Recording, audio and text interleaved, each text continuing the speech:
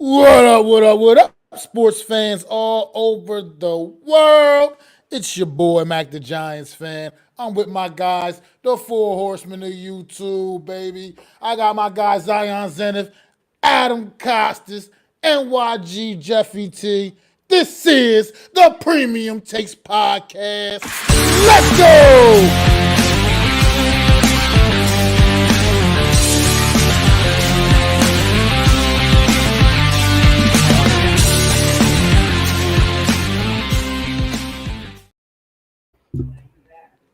Good evening, gentlemen. Good evening. How y'all doing today, man? There's a lot going on in the world of sports.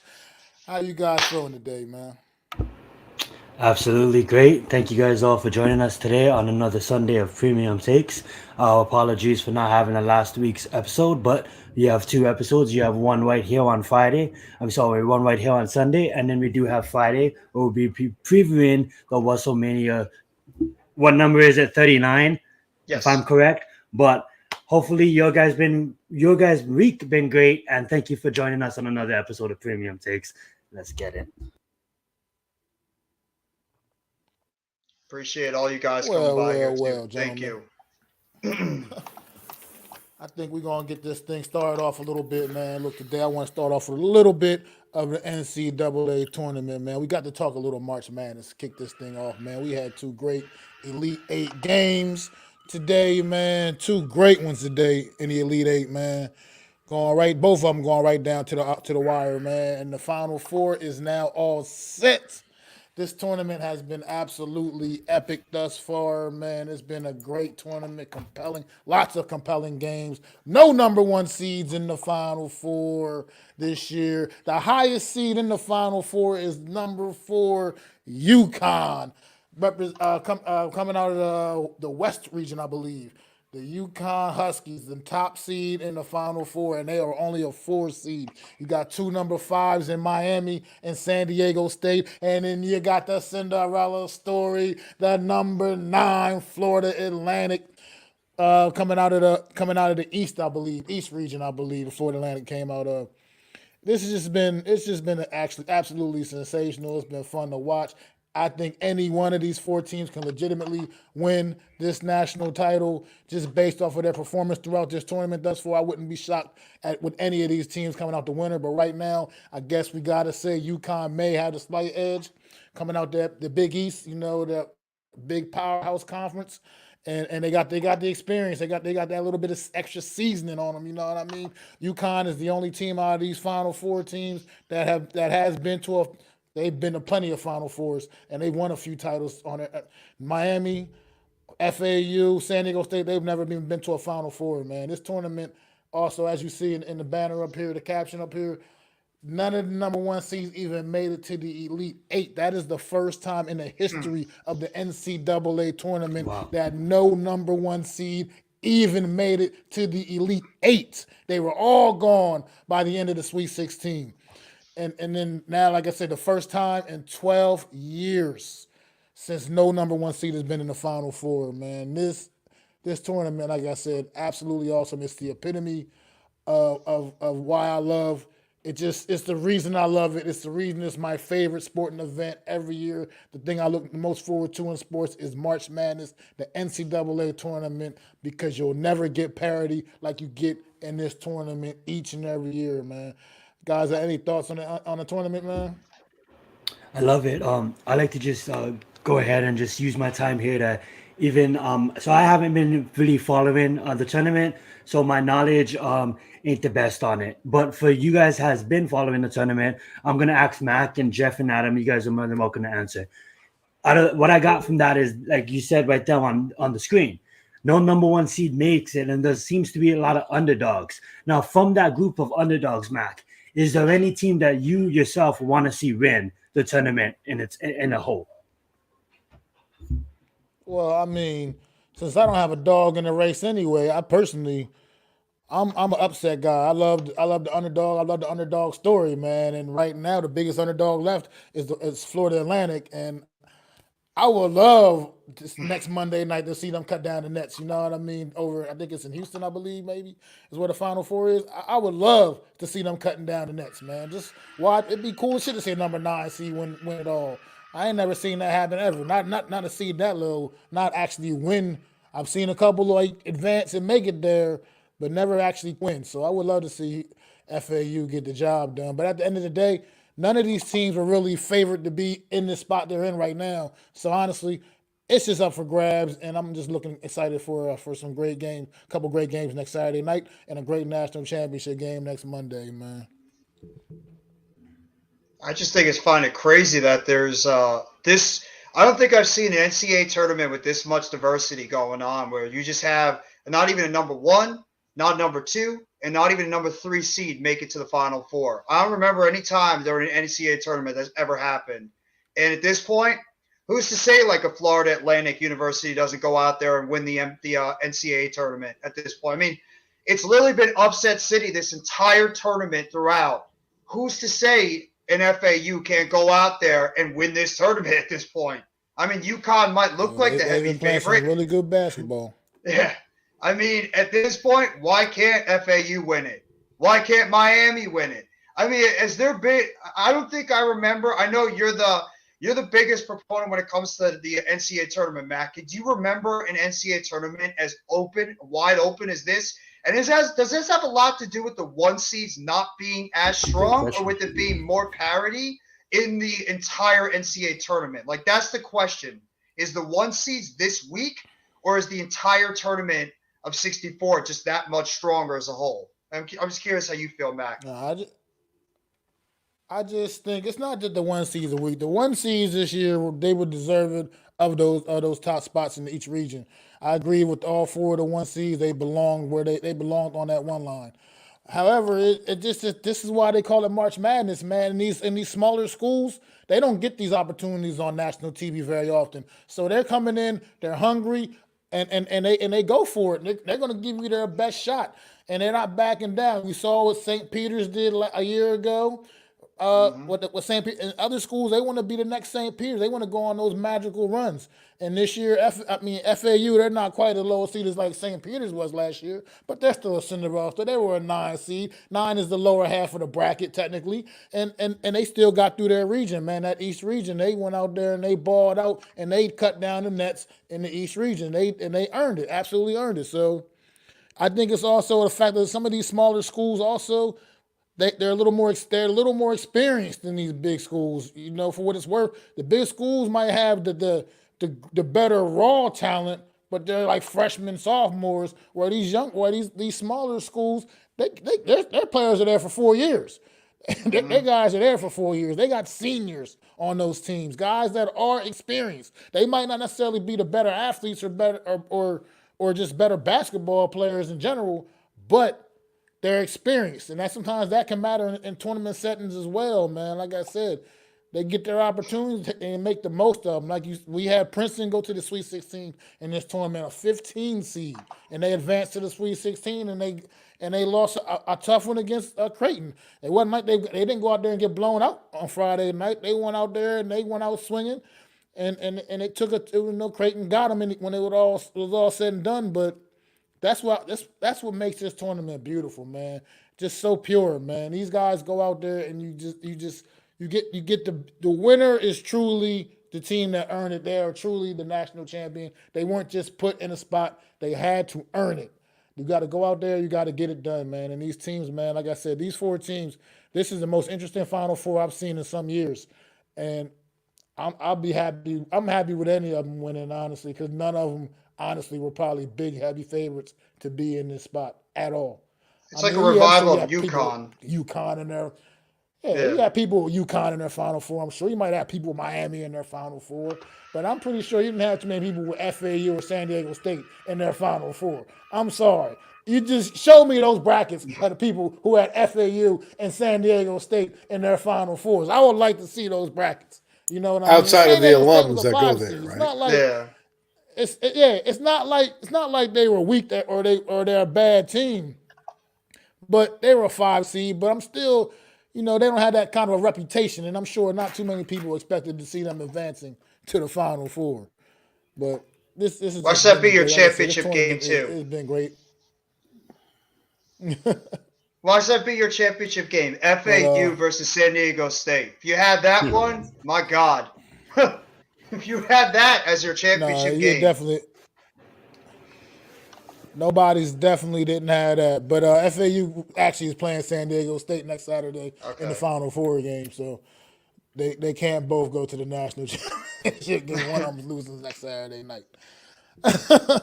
I'm going with FAU But and at the same Miami. time, it I'll tell also the ensures alum that and the one of time them is going to be travelers. in the national championship game. Yeah. That's insane. That is insane. And UConn's been down for That's a good one, though, years. man. Yeah.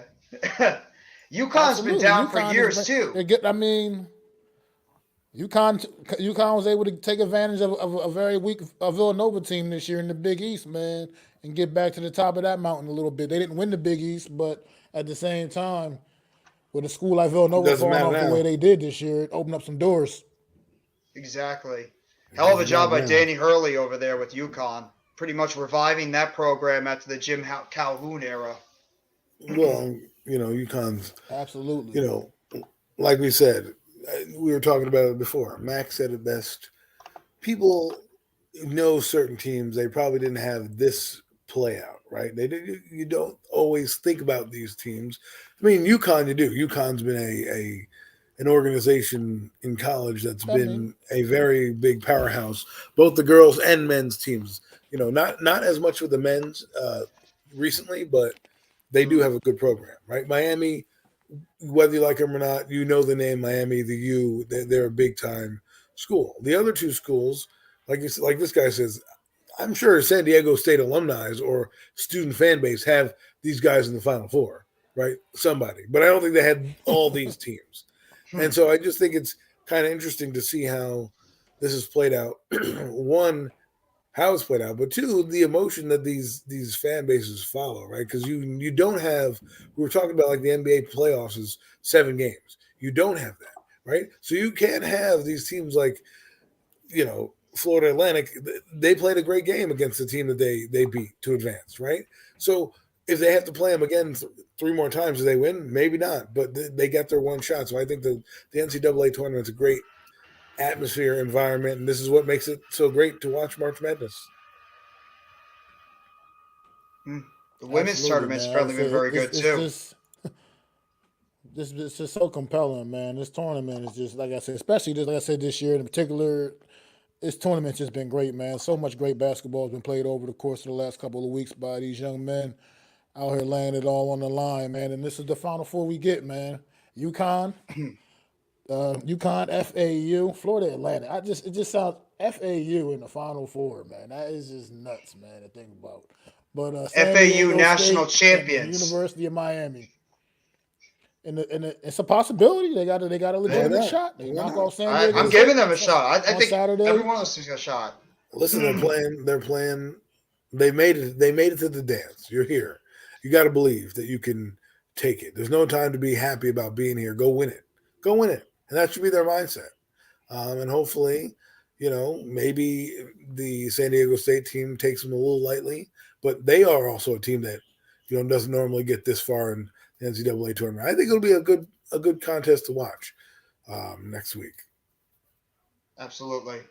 Absolutely. It's going to be some fun basketball. The fact that no matter what, for sure, next Monday night, either FAU or San Diego State will be playing. One of those schools will be playing in the national championship game next week. That's because they play each other on Saturday night. One of them's got to win, one of them's got to lose. So you're going to see one of those schools in the national title game next Monday night. That's I don't think anybody's guarantee. opposed to the opponents, right? It's not like, hey, UConn versus Florida Atlantic's not going to be a good game. UConn versus San Diego State's not going to be good. These teams are so kind of evenly matched that I think it will compel you to watch, even though it may not be a school you've heard of, normally that gets there. What's the lowest seed to ever win a national championship? Was it a 4? No, I feel like years ago, Villanova won a national championship, and they were like, I'm talking about back in the '80s. They knocked off Georgetown, I believe, I think, and that was like they They were a pretty low You're seed, right. if I'm not mistaken. You're right. Yep. Number 1985 8, Villanova 1980. Wildcats. Yep. There you go, Mac. Max. Your boys, Great the, job, the man. Nova Wildcats. The year I was I born. mean, Well, look, This is well, one they well won. done, something. my friend. Well done. Well Done. But you know what's interesting is Know a like little like something what Jeff about said. Villanova Like the basketball. 1, 2, and 3 seeds aren't even in here. Like we're not talking about like 1 seed and a bunch of 5s and 9. Different seeds. We're talking about the top 3 seeds from each bracket did not make the Final Four. That's kind of crazy. Basically, that's like the top 12 teams. The top 12 teams seeded in this tournament. None of them made it to the Final Four. The top And we had 12 another 16 go seeded down teams, to a so 1. Another impressive. 16 goes down to a 1. Fairleigh Dickinson takes out Purdue. That's insane too. Yeah, in the first round. That was on Friday in the first round last week. I mean, just this tournament has been something special, man. But we can get ready to segue and wrap this up because we got other things to move on to. And I think we're going to get right into it, fellas. We're just going to get right into the NFL free agency frenzy that has been going on in the NFL. Trades, just all kinds of signings, all kinds of other rumors about players going other places, man. Let's start off. I'm gonna throw something out there at you guys, man. How about this thing with Zeke Elliott, man? His few teams he's got it narrowed down to the Jets, the Eagles, and who was it? Cincinnati or something like that. Who was it? Yes. Who else was Yes. it? I Well, can't remember. My question Cincinnati. is, are It those was 3 Cincinnati? teams narrowing him down? Like, are those 3 teams looking at Zeke Elliott the same way that Zeke Elliott seems to be looking at these teams? Because that's the rumor that I'm hearing. It's not, hey, these 3 teams are really interested. It's those are the teams that he thinks that he'd be a best fit at. Now, will they bring him in? I don't know. I mean, how much tread did the guy have on the tire? We'll see. I think he had a solid season last year. I think he'll be a good complementary back to a team that needs a 2-back attack, right? Like I'm not saying the Giants would bring him in here, but if you were a team like the Giants and you didn't have Barkley, and you had like Matt Breida and Gary Brightwell and a few other scrubs, I would say, yeah, why don't you dive into the Zeke Elliott backfield? But again, he's already gotten paid, so he's not going to get a big payday. He's on the downside of his career, or at least that's what they're going to say. So he's in a tough spot. Oh, I think it Zeke. depends a little bit on what he wants, though. I think it depends a If little I bit was what he's Zeke. looking for himself also.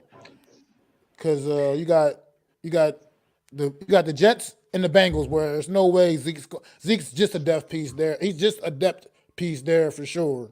The Eagles, he going would to the Jets. legitimately have a chance to be a starting running back again. Honestly, that's what he's kind of wanting to do, looking to do. Still prove he can still be the guy.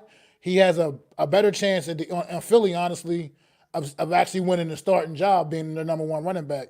Whereas with the Jets, without Cincinnati, he's definitely not beating out Joe Mixon. He's definitely not beating out the young guy on the damn Jets. I can't Well, the remember his Bengals, name, man. Brees Hall and Brees Hall. Michael Carter. But yeah, Brees Hall, yeah, he's not beating. He's not winning the number 1 job there either. I mean, he actually would have a chance to be number 1 running back in Philly as things stand right now with their depth chart Well- running backs. I mean, it just is. It's kind of depends what he's looking for himself as well. So Yes, you might want to I just get some that. get back at the Dallas Cowboys for not believing in them. Yeah. Like That's maybe why, you like, say, probably I'm gonna stay in this division, and now y'all got to deal with me 2 games this season. The Eagles would I don't probably want to see be the that. I'd just best rather fit. him go ahead about his business. Yeah. Well, I So, mean, I think I heard you that. have to look at a team like Buffalo Bills. They should be calling up Zeke Elliott because they're a team that could use a guy who's a bell cow every once in a while to hand the ball off and go.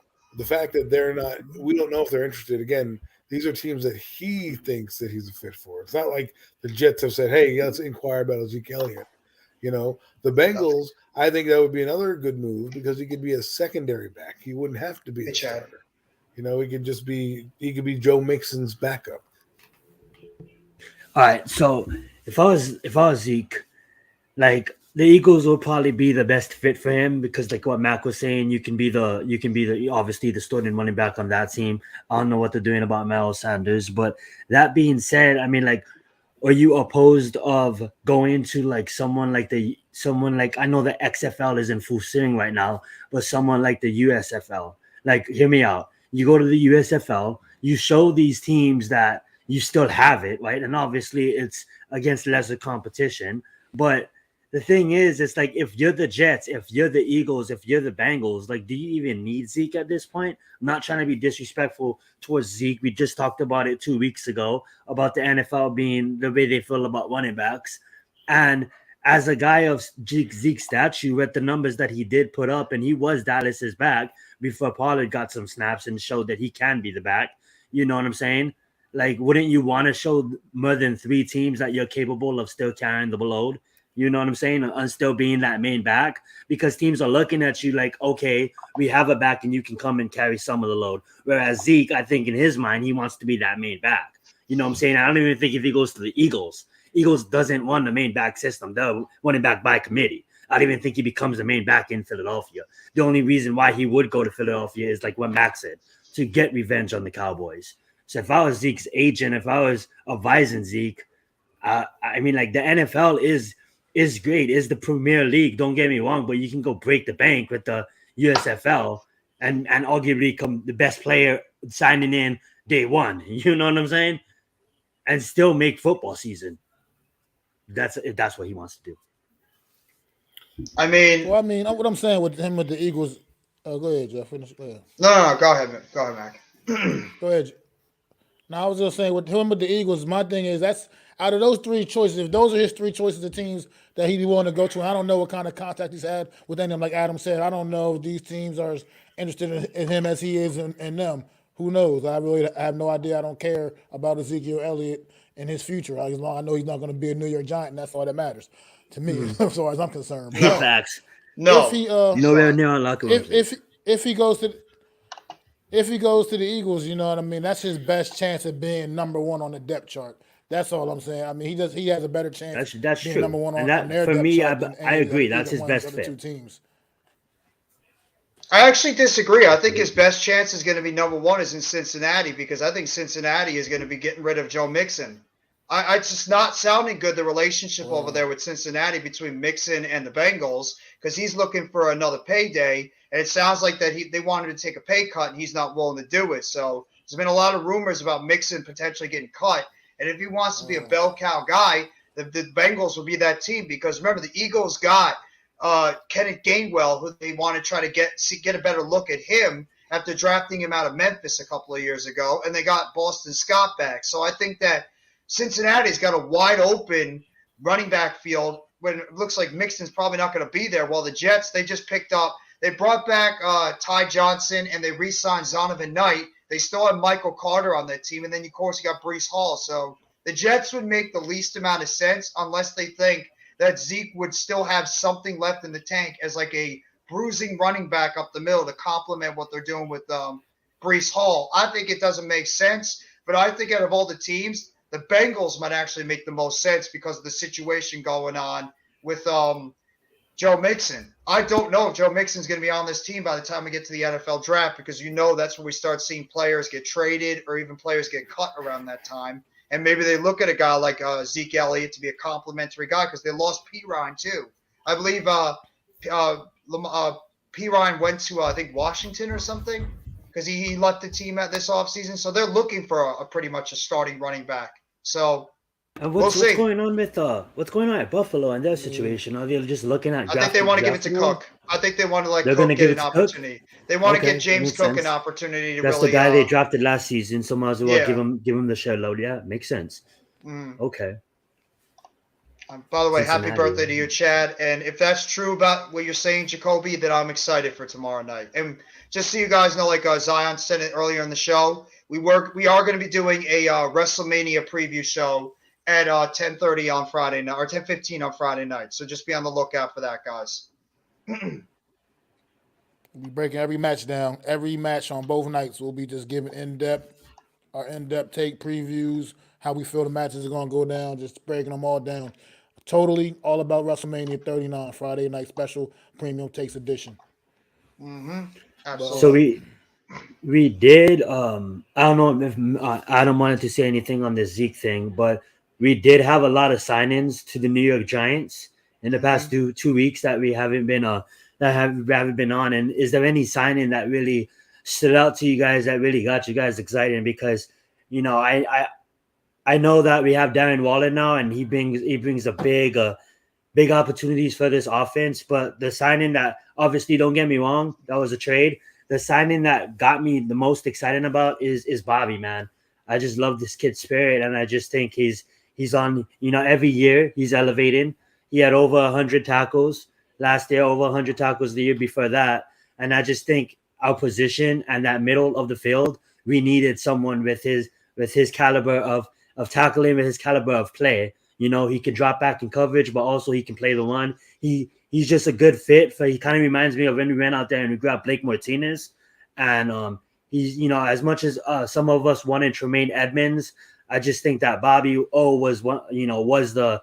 Was the second, if not the third best middle linebacker out there. You know what I'm saying? And some would even say best due to the age and his what his ceiling can be here. He's in his prime, and I just think that Wink Martindale and our defense is just gonna have a lot of fun with him. And that signing actually stood out to me as like, oh man, we went out there and we went out there on day one, attack free agency big.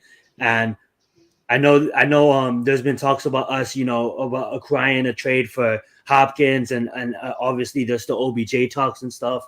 But I think the two receivers like Paris Campbell and Crowder, great signings to the New York Giants. I know Adam was just talking about Paris Campbell. I think he was the first one to say that he wants him here at the Giants, and great pickup from them. And I can just see us building an offense around Daniel Jones, and we're not done yet. So I'm really excited on how free agency been. We've been in the mix, and just, man, Joe Shane and what he's been doing, man, like just keep on running it. You know what I'm saying? And I know we all had optimism and we all broke down the contract, but obviously it's just videos. So videos can lie, but Daniel Jones seems locked in, man. Daniel Jones seems locked in.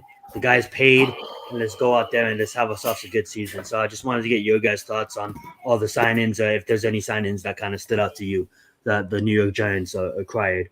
Well, I mean, the one signing and I'm glad that you brought up that one name, and Adam was one of the biggest proponents of this dude. I love the Paris Campbell signing because he's a guy that he had 3 years of injury. That's the one reason why he wasn't able to showcase his type of playmaking ability, because he got hurt 3 years in a row with Indianapolis. But in that fourth year, when he finally was able to play around 16, 17 games, you got to see the type of talent that this kid has. And now you're only bringing him in for a 1 year, about a $6 million deal. And he gets to have the opportunity, 6 foot, over 200-pound wide receiver, sub 4.4 speed. You can move him all around the offense. You can split him out wide, put him on the slot.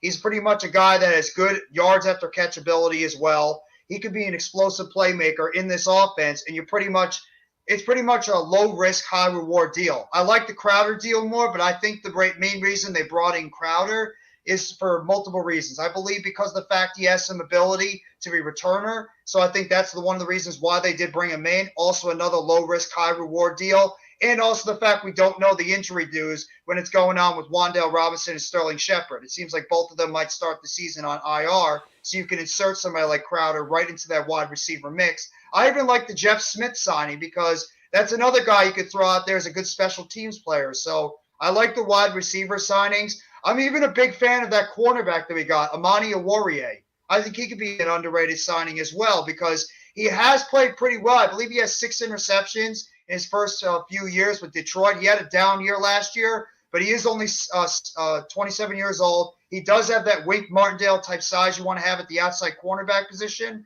6'2", 200-plus pounds, and he is pretty solid against press coverage. So, maybe Wink Martindale can work some magic with this kid. And also, you're pretty much putting this kid with arguably the best defensive backs coach in the NFL in Jerome Henderson. So maybe he could unlock some of this kid's potential out there. And obviously, Saquon Barkley because they used to be teammates with Penn State about 4 or 5 years ago. So I like the Oruwariye signing. I'm a big fan of the Paris Campbell signing. I think Crowder could be an underrated signing as well. And then even the kid Tommy Sweeney we got. I like that signing too. I'm not going to wax poetic about everybody because Tom Sweeney is another guy. He's a jag, as they call him. He's just another guy.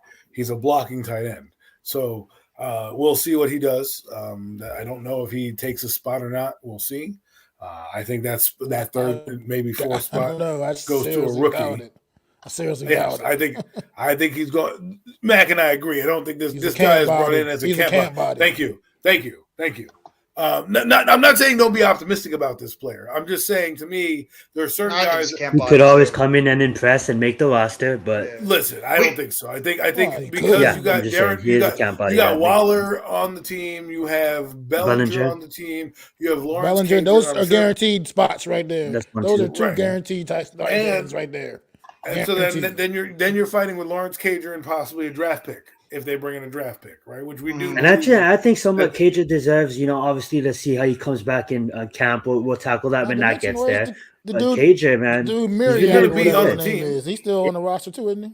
yeah. Nick Van Ette. So I mean, Well, I mean, they also have they also did that Andre Miller guy as a tight end. So there's a lot of prospects that are going to be coming in. I think it's good that this guy had veteran experience. I think you need a veteran tight end, a blocking tight end. I think that's what's missing. Real, true, like his job is blocking. Don't worry about anything else. Type of tight end. I think that will help out in the run game.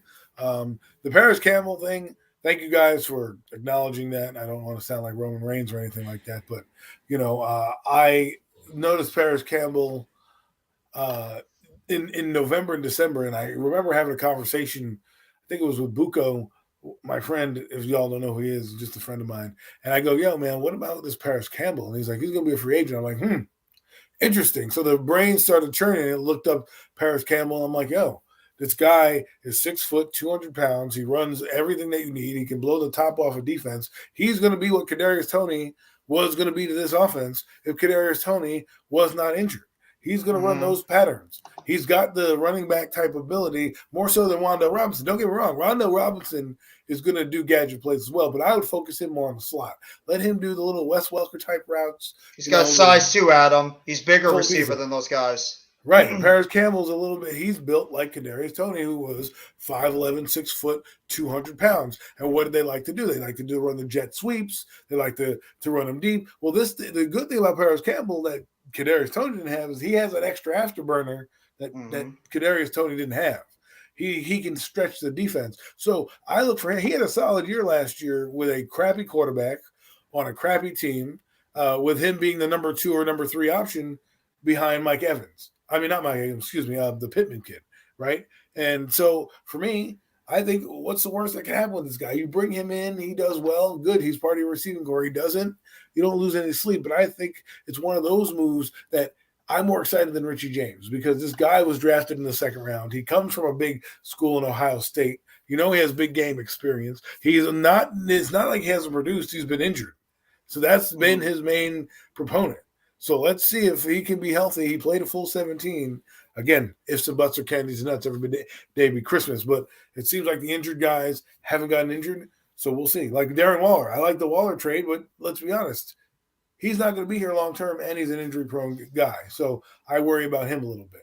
As for a few of the other signings, I'm excited, but, I'm just seeing that we need a 90-man roster filled out. I'm not going to get excited for every signing, really, except for, like, the draft picks.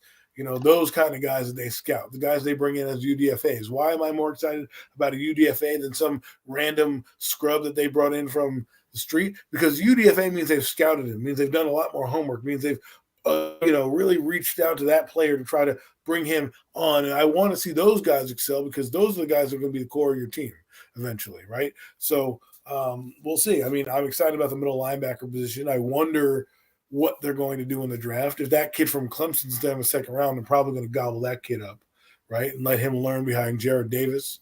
And then you have the kid from Clemson and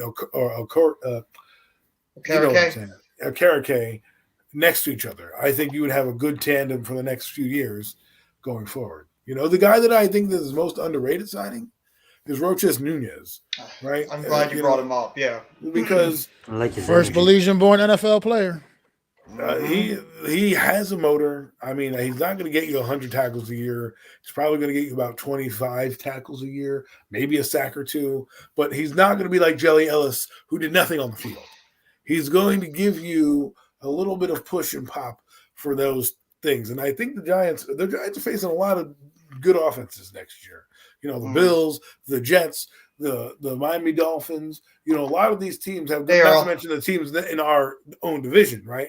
And we couldn't stop the run, nosebleed for stopping the run last year. So that this guy's going to help with that, and we'll see what it leads to. But I've gone on enough. You guys can take it over. How do you guys feel about the Bobby McCain I'm signing? glad you He has similar numbers to. I like the. I mean, hold on. Let me get my point out right quick. Let me get a point across right quick about Nacho. Absolutely. Brought Nacho up. Nacho is a great signing. Great depth piece. You know, adding him to the roster. First Belizean-born NFL player. Just shout out Belize. I got family down there. I had to shout out Belize quick. But Nacho, man, he's a great personality, man. He's a great gun. Obviously, clearly, this guy's gonna be a great locker room guy. He came up to the facility. Came in with his family, his wife, his kids. You know what I mean? This dude is all about that life, man. You can tell his energy is just great energy. The aura around him, he's not going to be some superstar player, but he's going to play his role, like Adam said, man. He's not all that running straight up the middle on his shit no more. That ain't popping off so easily now. This is gonna be a guy that can legitimately give Dexter Lawrence and Leonard Williams the rest they need. Get a good rotation going, and keep these guys as fresh as possible. And all that running people were doing on the Giants this year, I don't think it's going to be so simple. Also, that Bobby Okereke signing, that's my favorite signing because I'm tired of the mediocre linebacker play in New York that we've been getting. I wish he was wearing other than that 1 year with Blake Martinez. Other than the 1 year with Blake Martinez, I think this guy, honestly, I think Bobby Okereke has a chance to legitimately be the next truly great New York Giant linebacker, man. This dude, I'm all about this sign. I mean, he was all over the field all season. And I mean, even when they played us, this guy had like 17 tackles against us in that game. I said that guy is the only guy that came to play out of that defense. 19 tackles he had or some shit. He was out there balling. He was balling. Let's hope like it was. I like the signing. I think he's going to change the defense. The thing I want to know, and I don't mean to take over, is just can he blitz? Because that's the main reason that we need our middle linebacker. They don't necessarily. The thing about Blake Martinez that people didn't know is he was a good blitzer. That's why he fit that defense of Patrick Graham so well. The problem here is we needed Blake Martinez last year. They decided to move on from him last year. Clearly, if we had Blake Martinez and he was still under contract, we may be saying, hey, we just need a pair guy up next to Blake, because Blake is a solid linebacker. Like, I don't want to put a slouch on him. He had 150 tackles. Absolutely. That's what I said. Other than the 1 year with him, that first year, the first year we signed him, it was a great year for him, and then he got injured the next year, obviously. And we know about last year. And then obviously now, right. At least but I was he was an exciting signing for me the last time, right? When he got signed, I was like, wow, we got a guy who was legitimately, had a reputation around the league. He wasn't a bum.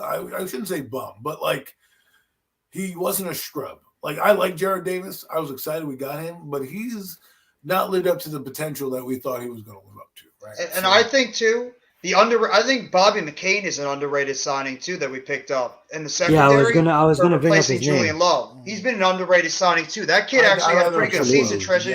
He had a solid season last year for the Washington Commanders, transitioning from slot cornerback to safety. So there's your Julian Love replacement, and he brings a veteran leadership to an otherwise very young safety position now. Where you got Pinnock, who is still a young player. You got Belton. You got McKinney, who's still younger. Now you bring in a veteran like McCain, he's pretty much your jack of all trades player. And I'm comfortable, right? I wouldn't be surprised if he's you guys comfortable with him just taking that spot and filling that spot in? You know what I'm saying? I think we have the defense supporting cast. I think they're going to move in with Pinnock and Belton, because Pinnock got a lot of burn last year between the safety positions when every guy was injured, from Belton to McKinney. Playing with Love. Remember, they played three safeties a lot, so Pinnock got to be part of that. And I kind of liked him from what I heard from the Jets. They really liked him too. Yeah, they didn't want to lose the role, right? And so when you fit a role and you have a guy like Julian Love who does everything that Pinnock does, let's be honest, Julian Love and Pinnock are interchangeable players. They're the same kind of guy. They're not. Hey, Raphael. They're having the same role in defense. Now McKinney is different because McKinney is more of a I would call him more of a free safety, but he covers up all the garbage. Now with Pinnock, you can do a lot. You can do a lot of things, right? But you also have Belton there. So what allowed and they have a guy on the roster named Terrell Burgess who has come from the Rams Yes. and Yes. played for the Rams team, right? Not necessarily saying he's going to be a good guy or anything like that. But he does have some experience, and I wouldn't be surprised if that guy came in and when they're evaluating, they said, listen, Burgess can do some of the similar things that Love can do. Let's not worry about it. We have guys that can fill this role, right? Because to me, I think they have plenty of guys. Now, the McCain signing, I wouldn't be surprised if he's the number 2 corner on the team because he does play cornerback for this team. It wouldn't make an easy transition for him to be kind of the groom, right? Because we don't know what Aaron Robinson is going to be. Let's be honest, right? He has his first season as a starter, he was up and down. His rookie year, he was kind of up and down. And then last year, he blows out his knee, which actually, they don't even know. First, it was a sprained knee. Now it was a torn ACL or something like that. So you got him to worry about. Darnay Holmes, who I like, is a very spirited player, not a very good player, but gives you a good yeoman's work every year. He can be replaced. So I think the veteran depth is good. I still would have rather have kept Love. Like you said, a jack of all trades. I think his best position was slot corner, to be honest with you. But, that's the business of the NFL. And I actually kind of like the fact that I like some of the players they re-signed too. I like the fact they brought back Slayton on a pretty reasonable deal. Well, I mean, if you're going to bring back Daniel Jones, his quarterback is always going to want his favorite playmakers there. That's why Barkley's back. That's why Shepard's back. That's why Slayton's back. They're good locker room guys, and they're the most familiarity with our quarterback. So, and you pretty much got them for pennies. You got them for nothing. And then, I like the Jahide Ward re-signing too. Another guy that's a good run stopper at the outside linebacker position, and he's a good rotational piece and a veteran for young guys like Ojulari and for Thibodeau. So I like those types of signings too, and I think the wide receiver position is going to be one of the most interesting camp battles this entire year because no receiver is signed after this year except for 2. Well, it's funny you said bring that up because that's what I was just getting ready to bring up. The thing about this all season so far with Joe Shane and what he's done that I like a lot is he's created amazing competition for training camp. When we get into these OTAs, training camps, these off-season workouts, he's created tremendous competition. He's got now talking about playmakers. Yeah, sure, we still don't necessarily have all-world guys, all-pro guys, but we got, I think, better guys than we had a year ago. And now you're going to have these guys come to camp, training camp. You can get them battle it out and make the best, especially with the wide receivers, specifically with the wide receivers position. Let these guys battle it out and make the best 5 or 6 guys win. And let's go. And it's just gonna create just a great competition in the summer for the New York Giants. And we're gonna get some dogs out there, man. I don't think we're gonna have some of the same issues we had a year ago with that position, man. We're gonna have some guys out there making plays on this football team for this and the offensive line can get in check. The center position is obviously key. We got to figure something out there. And interior line, period, I feel like still needs some serious addressing. But at the end of the day, that old line can gel, get another year under their belt, get a little better. These wide receivers, man, these playmakers, I think Darren Waller is a game changer. I think people are going to realize that we're here to play. We're here, and we're serious, man, this year because the New York Giants, man, with Darren Waller at tight end, that changes the game, man. This guy has to be so respected. What that does, he's a matchup nightmare for defenses. Yeah. It's just not going to be the same as going out there against the New York Giants offense and saying, well, we just got to worry about Saquon Barkley and Daniel Jones. Nah, it's no more of that. Nah, now you got guys that you have to worry about, guys that you have to account for on the outside as well. And I think that we can do some great things with a dual tight end set. You got Bellinger who can block, who's a tremendous blocker. You got Waller who can just go out there and make plays. I mean, he's not Travis Kelce, but he's still one of the absolute best tight ends when healthy in this league. And I mean, he got speed too. And then Bellinger has the ability. And yeah, he has that tremendous speed. He has wide receiver speed. And then Bellinger has the ability to go out there, run out on routes and make plays and get clutch first downs for you when you need it too. So I think this New York Giant offense next year is going to be exciting. Potentially can be very, very exciting, and I can't wait to get to work, man. I think what we need to look at is maybe Darren Waller is the number one option. And we can forget about worrying about a receiver in the first round because the number one option may not be a number one guy, right? It may not be a number one receiver because when you drop back, if Waller is your best skill player on the field, because even with a draft pick, I guarantee you that's what he'll be, he's going to be option one. So what that means is you can build your offense around it. So people sitting here saying, "Hey, we need a Jordan Addison or Jackson Enigma or all these guys." Think about it like this: let's say the Giants draft a center in the first round of 25, and then maybe an A.T. Perry or Cedric Tillman in the second round. Right? That guy doesn't have to come in and have be a bona fide one. He just has to be a good complementary piece because you have Waller right there. You're going to have Paris Campbell, who's going to be there, and you're going to do it by committee, so to speak. Yes. Do I want a draft pick? Do I want a big-time player? Yes. If Jalen Wyatt or Addison is there and you decide he's better than Schmidt, then by all means, go get him. But I think the Giants, if they were smart, would take the center over the wide receiver and say, listen, our number one guy is Waller. All right, we're going to do it by committee because we still have Isaiah Hodgins. We think he's going to be pretty good. We have Slayton over here who, while I don't really like him, and I think we could have done an upgrade, he still is a capable receiver, okay? And then you have Paris Campbell as your third guy coming in. And then maybe Wan'Dale Robinson as well. So now you have guys on the field who can really feed off a guy like Darren Waller who opens the middle up, right? Now the free safety can't be over the top on Paris Campbell. It means you're going to have to drop back, Daniel, and you're going to have to let your eyes let it rip because – you'll find out what kind of quarterback Daniel Jones is this season because of Darren Waller, okay? If he opens it up and you get your 4,000 yards, it'll be because he's dropping back, throwing dimes down the field, okay? Because we need him to do that. These guys aren't brought in here to turn around and do, dink and dunk screenplays. Yes, they have the speed to do that, and yes, you can do that, but you bring in a Waller to open up your field, not necessarily – because what I mean by that is let me explain. If he's getting double teamed and the safeties are coming down, you have one-on-one on the outside with a guy that runs a 4.3. If that guy can't win a friggin' foot race in a straight line, then we've got problems. Just to answer your question, Earl, we're not sure. We have to wait and see where the team is at that point by the time we get to the end of the season, how healthy they are.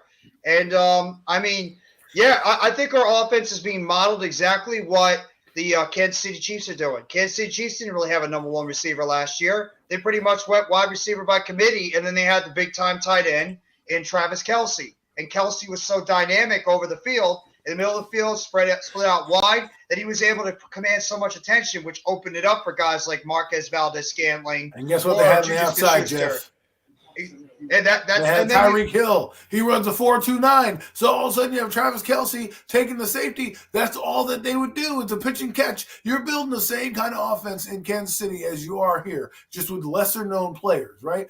I'm not saying Paris Campbell is Tyreek Hill. I don't want people to blow off the gasket like that. But he's got that type of breakaway ability where if you run it correctly, you do what – and I don't mean to cut you off, Jeff. You do what Kansas City does. Fine. You build that team around your tight end and let your receivers go up and get the ball.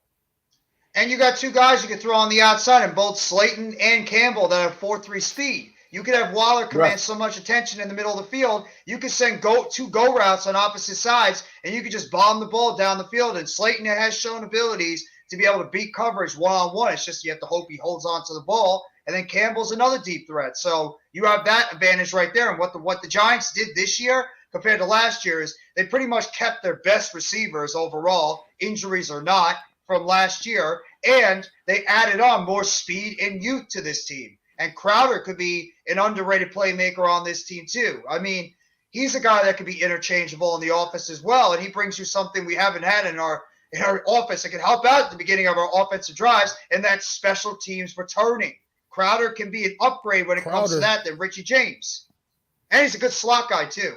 Crowder is an upgrade. He's an upgraded version of Richie James is what Crowder is. That's the exact kind of player Crowder is. He's just but better. He's a better version of Richie James. And Richie James play admirably for the Giants last year, but he's Richie James. He is what he is. His skill set is limited when it comes down to it. I mean, he had a lot of big mistakes last year. I mean, big drops and big situations and things of that sort. So he's Richie. I mean, it is what it is. Crowder's upgraded that, and that's another thing that gets you excited about. Like I said, the camp competition this year, man, it's going to be a lot of guys disappointed, man, come to end when it gets to final cuts. And another thing different that's going to be different this year is last year when the New York Giants released their players, started cutting down their roster last year. People didn't even want those guys that we were getting rid of. Nobody was jumping in line to sign the New York Giant guys getting cut. People going to be waiting in line this year seeing who the New York Giants is parting ways with. That's the kind of situation we're entering, going to be having this year. It's just going to be a whole different. Well, that's a good situation to have. Look, no Mets, no Nets, no Jets. I don't have a problem with Richie James either, man. Like I said, he played admirably, but it is what it is. When you got to critique a guy, you got to critique a guy. I mean, I think Jamison Crowder is basically Richie James, but better, a better version of he's like same style of player. He actually just does it a little bit better. I think, I mean, Jamison Crowder a couple years ago had a pretty strong season with the Jets a couple years ago. But he sucked last year, right? He got injured last year. A little bit for me. Right, but Richie James had a good year, so you're going to have to pay Richie James now. You're not going to have to pay James and Crowder the same amount, so we'll see. You know what gets me so excited too? I've been wanting to talk for a while, but I was just building it all up because you guys are making such good points. I love the fact that Adam brought up that utilizing Waller as the main focus point of this offense. Exactly what they do in Kansas City, if you look about it. Exactly what they did in New England when they won all those Super Bowls. All right, and if you think about it, if you look at what we did, what makes me so excited, if you look at all these weapons we brought in, we really took our offense and we just made it 2 times better. Just including the weapons we just was pointing out to you guys. And not only that, we're not done yet. We're taking a receiver in the draft, whether it be the first round, whether it be the second round, whether it be the third round, we're going to take a receiver. We're also going to take a cornerback, and we're also going to take interior lineman. What makes this draft so exciting is all the positions that we need to fill is we kind of filled outside of the offensive line. We kind of filled in free agency. You know what I'm saying? Like, we need another middle linebacker, but what team doesn't? You know what I'm saying? All teams need multiple middle linebackers. You know what I'm saying? So if you think about it this way, we're going into the draft. It's so exciting being there at 25 because we might have a player say like Osiris Torrance that drops to us. We take them. We take them because the interior offensive lineman is not as deep this year, right? So if you have Osiris Torrance falling to us at 25, we take them on what Adam just said. We go back around and we take a Cedric Tillman. I don't want to rush on a wide receiver when we have someone like Darren Waller. Now, why do I think we would need a wide receiver? Is because Darren Waller ain't coming off of a 1,000-yard season. That's 2 years ago. You know what I'm saying? I don't want Giants fans to get this illusion that they're getting the Darren Waller that we've seen in 2020. Guess what, guys? We did that with Kenny Golladay. Did we get that Kenny Golladay? Absolutely not. So let me just tell you guys this. I love the excitement, Giants fans. I love hearing all of this.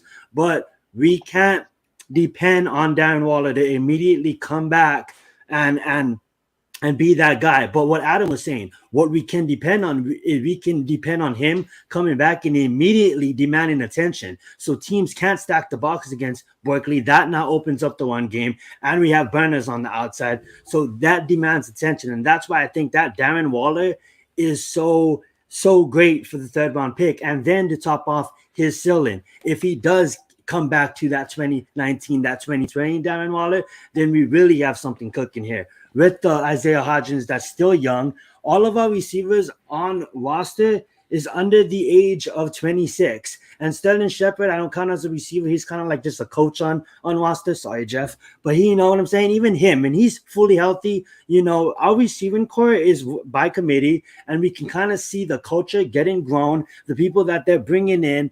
And this is not the same Giants team from 2 years ago. You know what I'm saying? The feeling is, dude, we're trying to build something, and we're not trying to just enter the playoffs and goof around like some other teams and not appear in the playoffs. No, we're trying to be mainstays in the playoffs. We're trying to build a roster and a culture here where people want to come. They want to play for the New York Giants. And what all these free agents said in their interviews, you know, these players are having fun.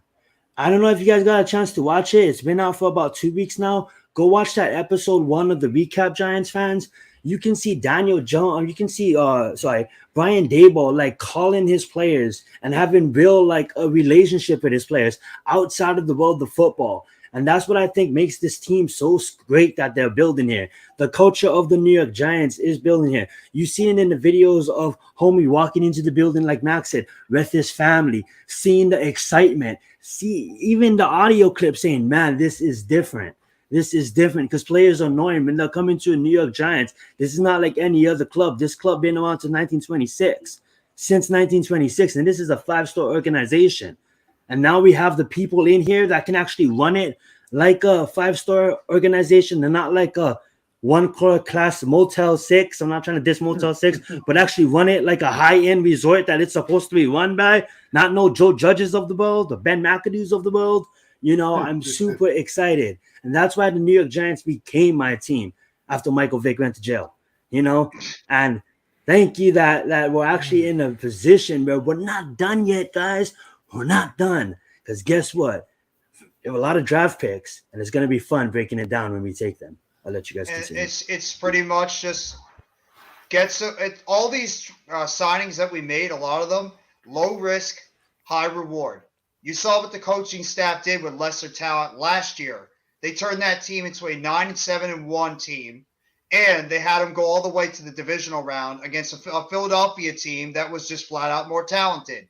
So now they're just signing a bunch of these low-risk guys that have shown some promise or have been good in the past that are coming off injuries or haven't performed well in their previous locations. And now they're seeing if they can coach them up, try to get the most out of some of these guys and get them healthy and see how they can contribute on this team. But the one player to me that I'm going to be, I don't know about you guys, but the one player that's going to be under the microscope for me by far the most going into the season is Evan Neal.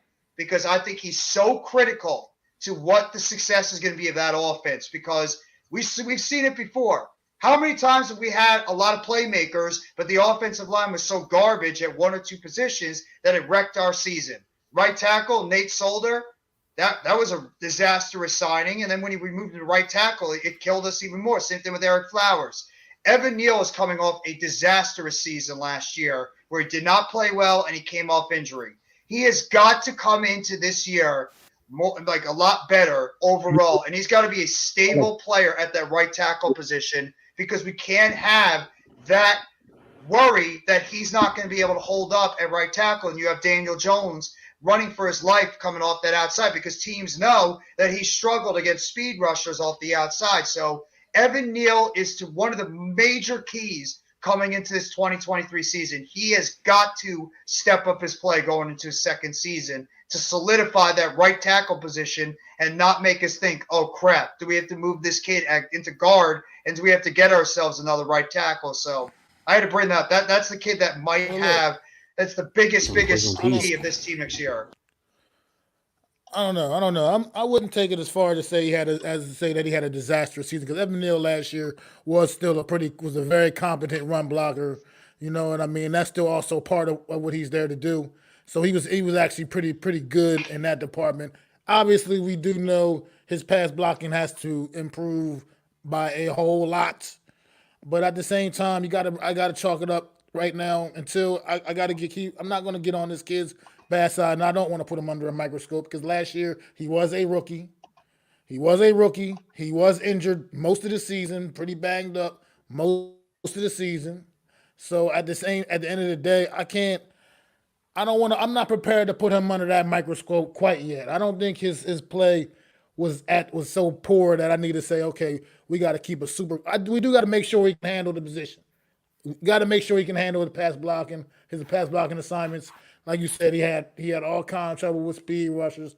That is absolute facts. But at the same time, Andrew Thomas, he had a rough rookie season as well, and he was able to turn things around.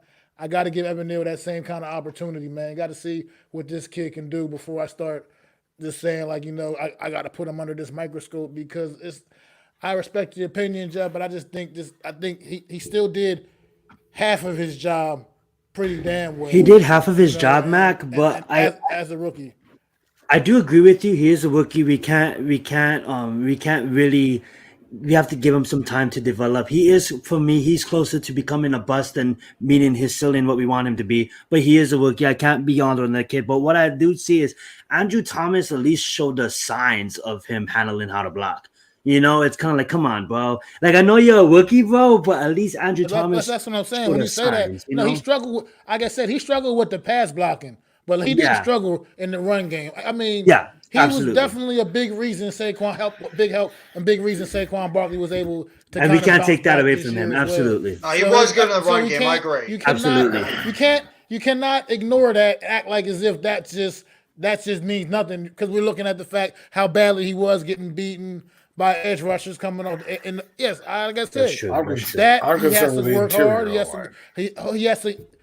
He's got to work. He's got to make sure he's get that Yeah. footwork down and become better. But I trust in a guy with his work ethic that I believe that he has, that he will do those things and he will be better. And like I said, he Yes. was injured. He was a rookie. I mean, rookies don't just come in the league and just blow the doors off. I mean, this guy was playing Some rookies have bad a first position he hadn't seasons played in a and couple turn of out to be years really at right tackle. I mean, I know it's a little difference. He moved from the other and college. He played left tackle his last couple of years. He moved over to right tackle in the NFL his first year. All these things matter, and he's as a young player. I don't think his play was just. I just think it. I don't. Like I said, the pass blocking. Yeah, I agree. That was disastrous. That part of his game, but the rest of his game, he like I has said, the things run he's working blocking and just some of the other things he did some positives as well as, and one of those positives was showing good toughness and being out there for his team. Like I said, this guy was banged up most of the season, and he was still Let's see out if there. that injury had a out there giving major it effect on him. giving it what he got. Yeah. Like, No, we you're can right. take I that- mean, that that's what out. I'm trying to see. No, I mean, I don't agree know. with you. But We at let's least move can along all a little agree bit that from he's the not Giants. Eric Flowers. Let's move along a little bit from the Giants. There's been some other news, other free agency guys, things going on in free agency. I want to talk about one team in particular. How about them Carolina Panthers, man? They've been a very, very, very busy team this offseason. I like what they're doing. A lot of key additions. Made the big power move to get the first overall pick, trade up to get the first overall pick in the draft. I'm think assuming the they're best going after move their they made was quarterback, getting try to Frank find their Reich. guy. But they've added the damn wide receiver tandem. They've added Miles Sanders in the backfield. I mean, this team's looking like they're trying to gear up to take over a very weak NFC South division, man. How you guys feel about the Carolina Panthers moves? They made a lot of good veteran moves. They made a lot of good veteran moves to help out what's going to be coming in a young quarterback. You want to get him a good, solid running back, you bring in Miles Sanders. You want to get him a couple of veteran receivers that know how to get open, and Adam Thielen and DJ Chark. And then you get him a solid tight end in Hayden Hurst. And I think that Frank Reich is he's developing a vision for what he wants to give to his offense going forward. And what's the best thing for a young quarterback? Give him a lot of capable veteran playmakers on a team. That's what the Giants gave Eli Manning when he came into the league. Gave him Amani Toomer, and he had Plexico Burress. Veteran playmakers for a young quarterback to take advantage of. And that's exactly what they're going to be doing over there in Carolina. And with that division being wide open, I mean, there's not to say that if Carolina gets the right quarterback in there, I mean, they have a young offensive line they're still trying to develop too, and a solid defense. Who's to say that Carolina can't come out of that division and, come out of that very weak NFC South and come out the division winners? Hell, they almost did it last year. Didn't they sign Real fast, veteran Adam. I'm gonna let quarterback? you go. I'm gonna just be real fast. I love that Mac brought up this question, and I love that Jeff answered it the way he did because Carolina been loud in free agency, and I'm gonna answer it like this: they're doing all the right things for the rival of a CJ Young or CJ Stroud or Bryce Young. They're doing all the necessary teams are good NFL teams. Now, Carolina, you guys been in the struggle for a while. Hopefully, you guys can rise. Hopefully, you guys get your quarterback. And you guys with Frank White, I'm going to leave that for Adam. I know Adam wants to get on that, but they're doing all the right steps to bring in hopefully the future of the quarterback of Carolina Panthers. Go ahead, Adam. Well, you make a great point. They're building the team correctly. They brought in a veteran quarterback, I think, as well. Either Tyler Heineke or Case Keenum, one of those two bums they brought in to kind of usher in whoever the quarterback is. And you're looking at it like this, right? You bring in Miles Sanders. You got a coach in Frank Reich who's going to know how to use him because of Jonathan Taylor. He's also going to know how to utilize offense. It wasn't his fault that the teams essentially failed. It was his quarterbacks being idiots. Okay. They're absolute idiots. He brought in Matt Ryan. They thought that was going to help. That went kaput. Carson Wentz went kaput. Okay. He had Andrew Luck. That guy retired on him. Okay. And he had Jacoby Brissett, which probably was the best quarterback he had there outside of maybe Phillip Rivers the 1 year. And that guy failed him. So now he's going to have a chance to get his own guy, redo some of the things that were wrong last year in Indianapolis, and get the team going in the right direction. They've got a lot of talent over there. Okay, I know they got rid of DJ Moore. You have to get up some assets to go get the number 1 pick. You now have the pick of the litter. Now, what would be interesting to me is if they don't go CJ Stroud and take Anthony Richardson, that would be interesting. I think they're going to go CJ Stroud, but I would not be surprised if they decided, fuck it, we're going to go Anthony Richardson because he has more talent than both these guys combined, and Frank Wright's the guy who can bring it out of him. See, that's why I like a guy like Daboll. I was all over Richardson with Daboll because I'm like, yo, let Daboll get his hands on a clay piece of material like this, a guy he can mold from the granite that is out there, right? Sometimes you need you bring these quarterbacks in like Richardson, and he goes to a shitty team that's a shitty experience, and he becomes a bust, right? But if he goes to a smart team with the right coaching staff that knows how to utilize him and accentuate his talents, he becomes the star player that he becomes. Sometimes you get guys like Cam Newton who are just phenomenal athletes playing the quarterback position, but aren't necessarily great quarterbacks. And then they go to a team that, doesn't always have the right kind of mindset for him. Frank Wright is that he's guy. making a comeback. He's trying to make a comeback. Cam. Well, yeah, okay. He can come back in the XFL, the UFFL, or There's no USFL, comeback. whatever. Right. Who cares? I'm done with Cam Newton. Go back on whatever cereal commercial you're on, or Oiko's yogurt commercial. Do those. My point is CJ Stroud, to me, is the best fit for that team, but I could see them getting Anthony Richardson. But you have a guy like Frank Reich who finally gets a quarterback he can start from scratch. Remember, he was with Carson Wentz when Carson Wentz had his great years. Why? Because he could mold him into what he needed before Carson Wentz decided to have a mental breakdown and all of a sudden become whatever. That knee injury really fucked him up. But Frank Reich was that guy who helped Nick Foles. He helped this guy. I think he's going to do well in Carolina. I think it's a great move for them to get a competent coach finally. I mean, they had what? Who was that guy? I forget what his name was. The Giants were after him too. Matt LaFleur. Oh, Josh not McDaniels. Matt LaFleur. Josh No. McDaniels. The guy that just got fired from Carolina. What was his name? The college coach. Oh, Matt Rule. Matt Rule. Right. Matt Rule. Giants were after that guy, and he was a clown. Cute gonna hit Josh Right? McDaniels, huh? I mean, we decided to go. I mean, I can't fault them for Joe Judge. I understand why they were doing it. Right? Ben McAdoo was completely a shit your pants moment. We need to hire a guy, right? Pat Shermer was kind of like the best of the ball, right? You weren't really dancing with the best looking females out there, so you took the one that you thought was the best looking out of a poor group, right? Yeah, Joe Judge, where I really thought they were going after Mike McCarthy, and then they went after Joe Judge, and the rest is history. You really sometimes need a guy who's going to bring it together. I think Frank Wright brings Carolina together. I don't know if they win the division just yet. I think Atlanta will have something to say about that. I think they're going to be the two teams, and not forget New Orleans did get Derek Carr. Okay, with Alvin Kamara, this is probably his best back he's had that can do some things. People forget about Derek Carr. He's legit. If we think Daniel Jones is a legit quarterback, Derek Carr is just as legit. Okay, and he's going to a team where anything can happen. Anything can happen. I don't like Dennis You can Allen. see the revival of Michael Thomas too, who's been a ghost for 3 years.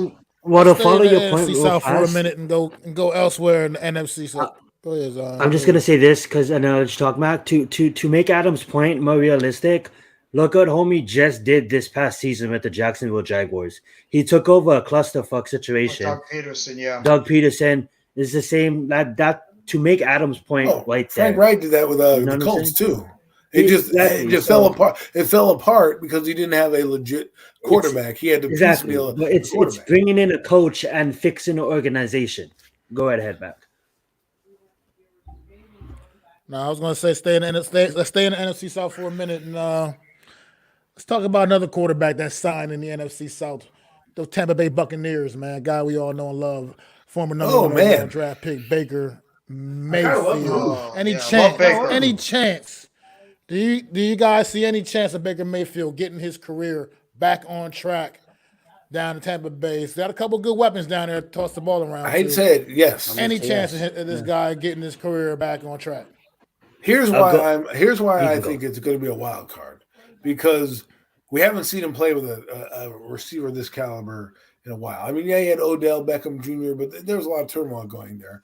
Mike Evans is a different animal, okay?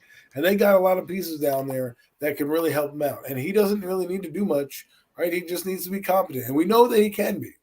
I don't necessarily, they changed their offensive coordinator, right? So it's probably going to be a little bit different offense. I don't like Todd Bowles as a coach, but I think if anybody can go down to Tampa Bay and do it, it's going to be him. Now, again, I just think it's fun. I'm going to root for the guy because he's been an underdog. Let's see what happens. He woke up dangerously or whatever that thing was that he was, saying. I think it's going to be I think Tampa Bay is going to be fun to watch. I don't know if he's going to be, lighting it up, but I think he's going to be more competent than he was with Carolina because Ben McAdoo is. Yeah, I'm gonna say this. You don't have to do much, and you have a pretty good. They still have some They holes, have but Godwin. a pretty good offensive Yes, they line do. and a great receiving core. So you don't really got to do much. Throw it up. Godwin will be there to catch it, or Mike Evans will be there to Gabriel catch it. too, right? And hopefully the defense. Their Gage. defense is what Russell I'm Gage, yeah. more about. You know what I'm saying? They And did a lose tight some key end. pieces on defense. They have OJ Howard and another tight Kate end too. Otten. They have Kate Kate Otten. Otten, No, yeah, they there don't you have go. OJ And- Howard anymore. Oh yeah, OJ they got rid Howard's of a him. Raider. Sorry, But Kate but Otten is upcoming. yeah, they have a lot of pieces on that offense, and And the if you offensive think line's about getting it healthy. too, the offensive line's getting healthy. It's the defense that I'm more worried about in Tampa on say making it into the playoffs. But I think Their Baker defense was Mayfield. pretty good last year. He it is I think they did lose some key pieces though, but Todd Bowles is still a defensive minded coach, I hate and Todd Bowles. you can't go wrong Not when like you a have Jets fan. two number ones basically in I just don't think Godwin he's will a be a good number coach. one on any team, and Mike Evans. You know who I don't think is a good coach, and I puke when every time I hear his name is homie Josh, bro. Like, what are you doing, bro? What is the plan? What's the plan, Josh? Two coaches that let's stay in the AFC South, right? You have Frank Wright, he's a good coach, right? You have Arthur Smith, who's in not Arthur Smith. I forget the name of the coach in Atlanta. Is it Arthur Smith? I think it's Arthur Smith. It is Arthur. It is Yeah. Arthur Right. Smith. Yes. So Arthur Smith, who came from Tennessee, still new, up and coming guy, but I think pretty competent. You have freaking Todd Bowles. I mean, he doesn't do much for me. And then you have Dennis Allen. So we're of all those guys, if I were to close my eyes and think, I'm looking at Frank Wright as a guy that is the best of that bunch. Dennis Allen's done nothing. He had a Raiders team that was terrible. Okay, let's be honest. Sometimes coaches don't get the best situation. So, but if he can put it together, he's a guy that but if he doesn't, am I surprised that Dennis Allen and the Saints are mediocre? I'm not surprised. I wouldn't be surprised. And in Tampa Bay, sometimes you're like Bruce Arians. If Bruce Arians was still there, I'd be like, yo, Baker Mayfield is going to have a breakout year. You know what I mean? But he's not. You have Todd Bowles. He's just not the guy for me. I'm sorry. I worry about their offensive line. I mean, they come back released healthy their now, right? they released their left tackle. Donovan Smith is not on the team, and they traded Shaq Mason over to Houston. So that's already 2/5 of your offensive line you're trying to replace. I mean, their left guard was pretty much a revolving door last year. Jensen at least will be healthy, and they'll get Wirfs back, but your offensive line is still in flux. Who's to say that this team still hasn't tried to trade a big salary like Godwin or Evans? I mean, you have two receivers making huge money. So, I mean, is it possible they trade one of these guys by the NFL draft? Yeah. I mean, I think Tampa Bay could still be a good team in this division. Their defense primarily has come back. They pretty much brought back a lot of their key players, including Jamel Dean, their other outside cornerback. But Tom Brady had a decent year last year. No, he You know, did. it He did. wasn't And great. their offensive line was not good. Their offensive line was not good last Well, year. maybe Baker can help that. You know, maybe he can move around a little bit. Maybe They're that moving, but they helps. also, I think, Jeff, if I'm not wrong, I mean, like they could easily, I think I don't know if they pick in, they're for sure in the top 15. I think it's 11 or something. I don't know exactly where they pick, but they could secure offensive lineman right there. But I do love the fact that you did bring up that they did lose some key pieces on the Well, you don't offensive trust in line. Kyle Trask. You don't trust him as Oh, the yeah. quarterback. That You know? Super Bowl bound, here they come.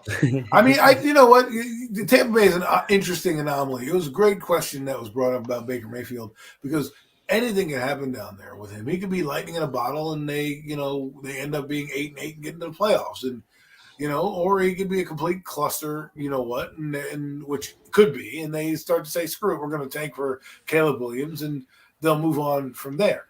But I think if you look at the Saints, they're trying to win something. You don't bring in Derek Carr just to lie down. And let's be honest, they were a competent quarterback away from probably being winning more games. I wouldn't say contender. I mean, Andy Dalton wasn't anything to write home about.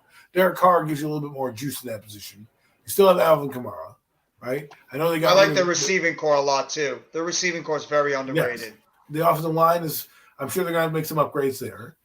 Defensively, they were in most of their games, and we're not talking about a huge team in the South. I mean, that team was what 8-8. Didn't they lose? Did they have a losing record this year? I think the Saints had a losing record. Yes. The Buccaneers had a losing record going into the playoffs. Didn't one of them have a losing record going into the playoffs?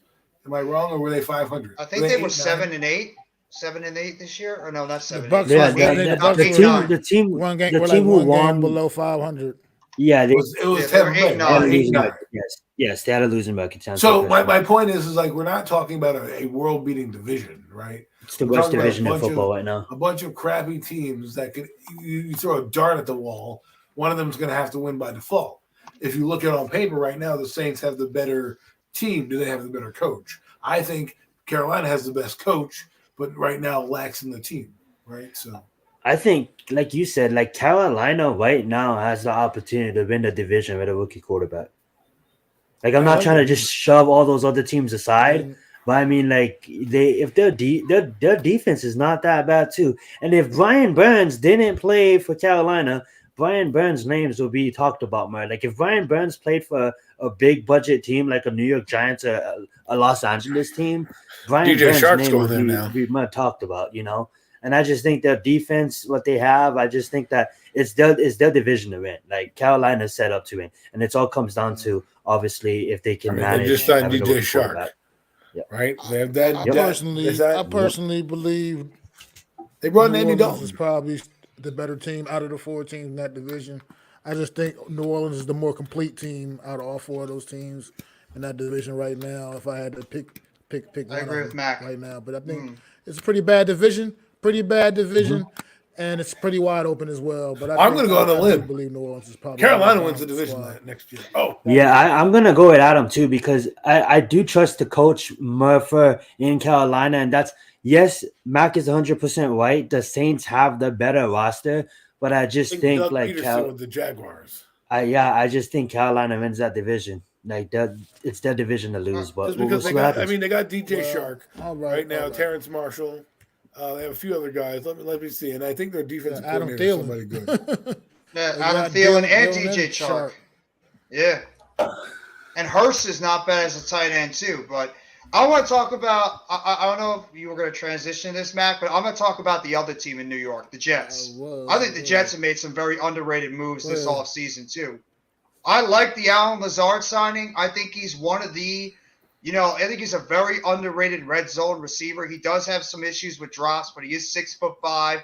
He does have some underrated deep speed. He did come off a pretty solid year last year. He's a good number 2. I mean, Garrett Wilson is going to be taking up so much attention on that offense. You put him as your 2. I love I think Mecole Hardman is an upgrade over Elijah Moore right now, and that dude is healthy. You know how explosive a player Mecole Hardman is.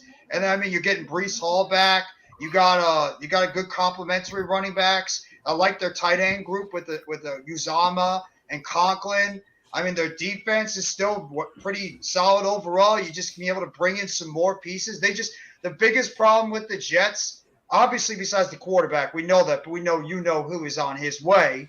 And I think the offensive line, they got to try to fix that offensive line, and it cannot be let's wait until Mekhi Becton comes back healthy and hope he stays healthy, because they tried that twice already and it blew up in their face. This team's got to go out there and they have got to fix that O-line and give Aaron Rodgers or whoever it is the amount of attention necessary to allow that offense to be able to go out there and showcase their skills. And you're even hearing rumors about a certain wide receiver that used to be a New York Giant that's been possibly linked to the Jets. So I like what the Jets are doing this offseason. If they can get Aaron Rodgers there and fix up that offensive line, I can easily see that team being one of the best teams in the AFC in 2023.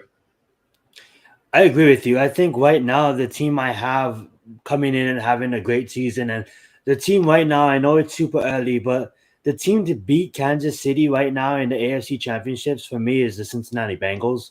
I just think Joe Burrow and what he has on offense is they're going to get it together. But the Jets are easily right up there if they get Rodgers. If the Jets get Rodgers, I think Buffalo took a step behind. Anything can happen. You still have Josh Allen. But I think the three teams right now is the Bengals, the Chiefs, and the Jets if they get Rodgers. Think the Jets, if they get Rodgers, are better than the Bills in that division?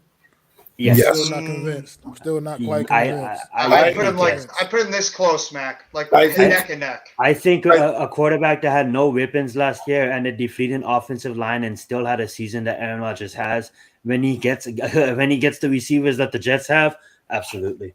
I don't think the Jets will be the Broncos per se, because Aaron Rodgers is very, very good. I think if they played the same style of football they played last year, they're in the playoffs. The reason they did not go to the playoffs last year is their offense is a complete disaster in some of the games. You're not going to have that. Listen, the Jets right now are going to, not if they get Aaron Rodgers, when he comes through that door, because he's coming through that door.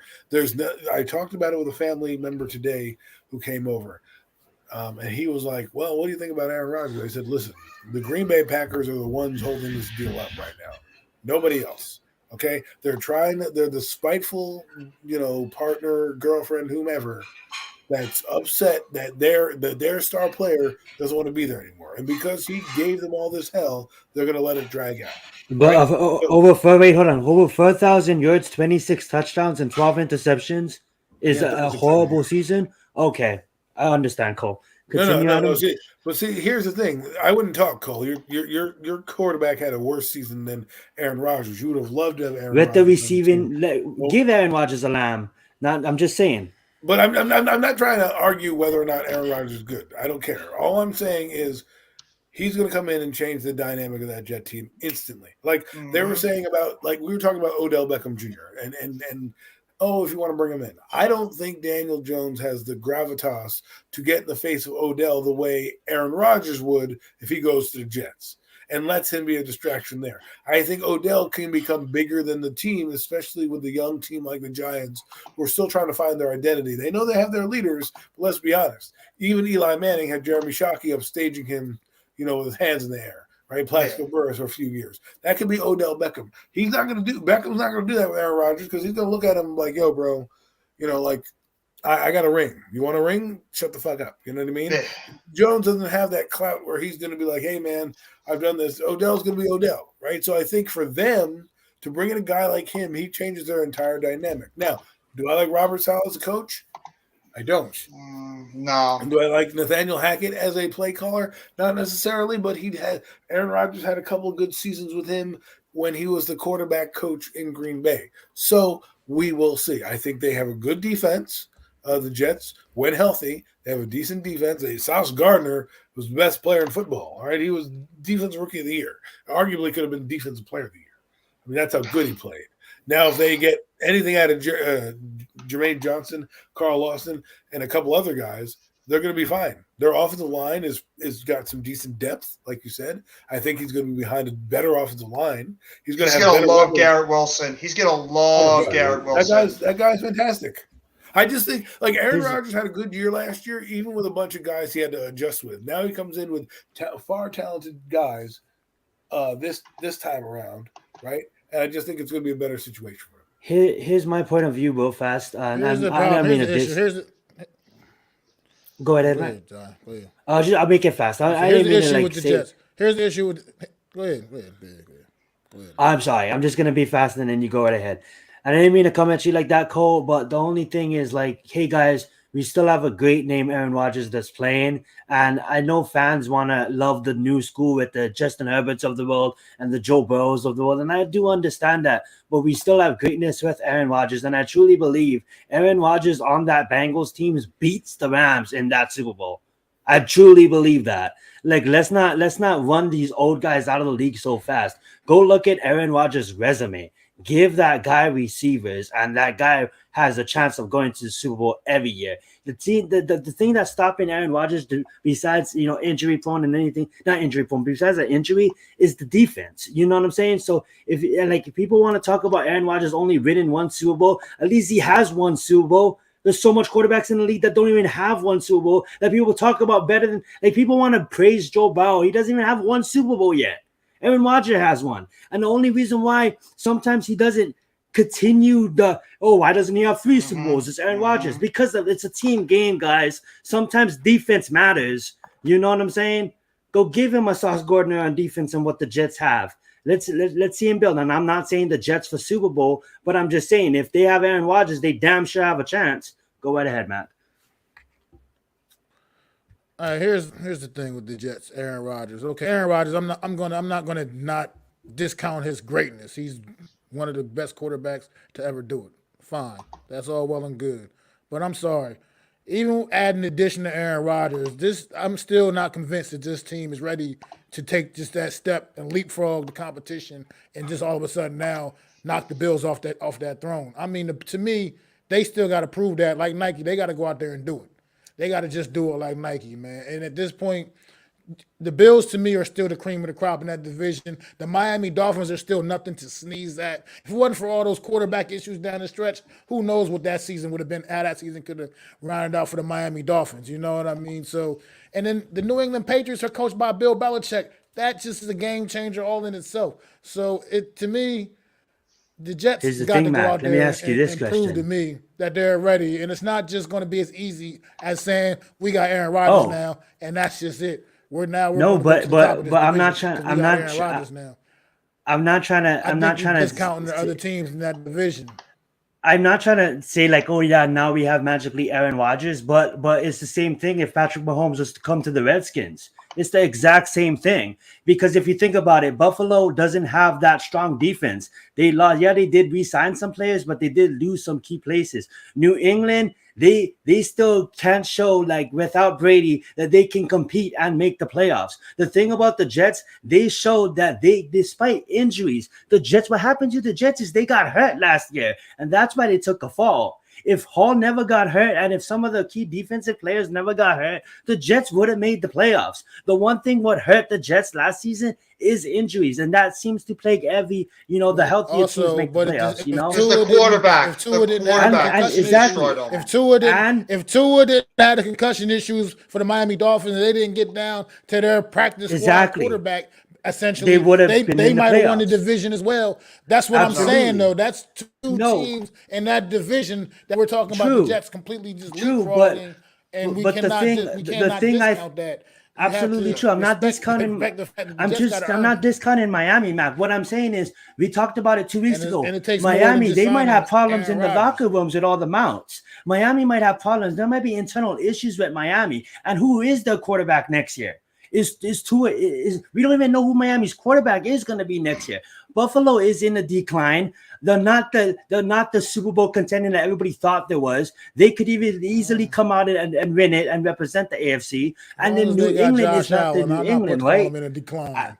But they're not the team that they was last year. They took a step back, and that's the truth. Whether you have Josh Allen or you don't have Josh Allen, the truth is the Buffalo Bills took a step back, and the Jets are making all the right moves. Now, is the moves going to click? We don't know that. That's the fun thing about football. We still have to watch the season. But I truly believe the last thing you just said, the Jets are making all the right moves. Will it click? That's what you don't know. You We do don't know, know right? But the Buffalo Bills click. You know that. That's something you you know. That's we not do know, something but we're we thinking of, also do or is it know going to in the happen? last two. We I know love this. that I love this. clicks. We also know in the last 2 minutes of a game with Aaron Rodgers playing the Buffalo Bills, the Jets have a chance. We do know that with Aaron Rodgers at the helm, they have a chance to beat the Buffalo Bills in the regular season, and that's what we do know, and that's what I'm saying. That's what I feel. They gives the What I Jets a also chance don't to be in the know, game's late. what I also I do don't love know what you're is, saying, though. okay, Aaron Rodgers, he's been great his whole career in Green Bay. How do we know how he responds, moving to a new city, new team, new teammates, new everything, new I atmosphere, just think new that's Aaron Rodgers. I whatever. I think you don't can know put how he Patrick responds to Mahomes on that. any team, and You Patrick can Mahomes will think fit. it, You know, but until I see it, I don't know. Until I Big see it, I difference don't know. between Green Bay and And New we haven't York. seen it. Big difference.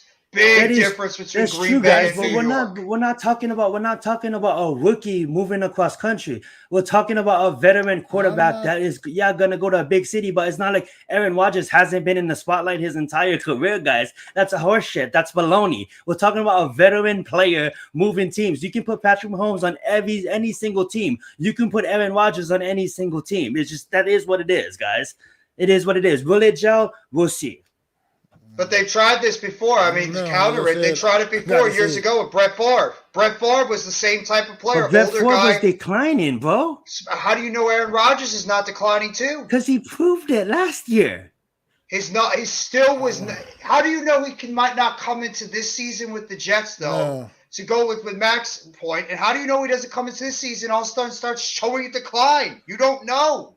I mean, No, I think it's absolutely. going to We happen. don't I'm know. not saying it's going to happen. And I That's think the reason why both Miami another thing- and another the Jets thing- another collapsed because they have a quarterback. Their quarterbacks were that bad that's why both those teams didn't go to the position that they were. The Jets and the Dolphins were ruined because their quarterbacks were pitiful. Remember Just when another the thing, Browns you had that? keep Remember keep when putting the out, Browns had that super Patrick team? Mahomes' name. Okay, And another I think thing, Patrick Mahomes is like nobody else in the league. Patrick Mahomes is Yeah. on a whole different planet by himself. He's not like Yeah. human like the rest of the guys It's are. Patrick So Mahomes he's and different everybody anyway. else is here.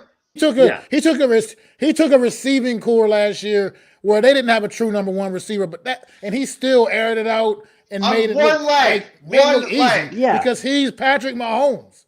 And nobody Yeah, but else would I'm have not- succeeded the I'm way not- he did with that receiving core, like he did. I'm sorry, it just wouldn't have happened. I want to make my point real He had a fast. bunch of average guys, I'm not other than saying Travis I'm not, Kelce, obviously. I'm not saying that like the Jets are gonna win the Super Bowl. All I'm trying to say is I feel more confident. Yes, everything's on paper. We've seen the Browns team have a bomb. Everybody's like Browns for Super Bowl, Browns for Super Bowl, Browns for what happened to the Browns? I get it, fans. I'm not trying to sound uneducated. I know it's on paper. What I'm trying to say is Aaron Rodgers signing, yeah, it looks all fancy on paper, but what Aaron Rodgers can bring the Jets, keyword can, if everything goes right with the Jets, I can easily see the Jets winning that division. Maybe not easily, maybe because I'm not still forgetting about Josh Allen, but the Jets have an opportunity. Should I say that? The Jets have an opportunity if everything rolls right because you've seen what they drafted last year and how their draft picks hit, and they still, obviously, they're going to have to give some capital to Green Bay, but they're still trying to keep capital. That's why it's taking so damn long. No one's budging. You know what I'm saying? I think the Jets have a prime opportunity to really turn this franchise around if everything goes right. I think a signing like Aaron Rodgers immediately puts them into the talks. I'm not saying they're gonna do it. I'm just saying it immediately puts them I understand into the talks. what Cole's complaining about because it's the people hate this move for some reason. Aaron Rodgers had a better season than our quarterback with arguably receivers he didn't know. The worst receiving core in the NFL. I wouldn't say NFL, but he had a bad receiving core, still put up 26 touchdowns and had a broken thumb. I mean, what he got? He had young receivers. I wouldn't necessarily call them bad. They were young. He had no name. Yeah, okay, prove it receivers. See, the thing is that I don't care if he was throwing to freaking me out there. Okay, the fact of the matter is he threw for 26 touchdowns and had a solid year. If the Jets got that production out of their quarterback, they're in the playoffs. They're in the playoffs. That's what we're talking about. What I don't understand is why people hate this move so much. All of a sudden, Aaron Rodgers goes to the Jets, and people are like, "Oh, he's going to do this, and he's going to suck." And give me a break. He's going to be Aaron Rodgers. He's just going to be in a green uniform.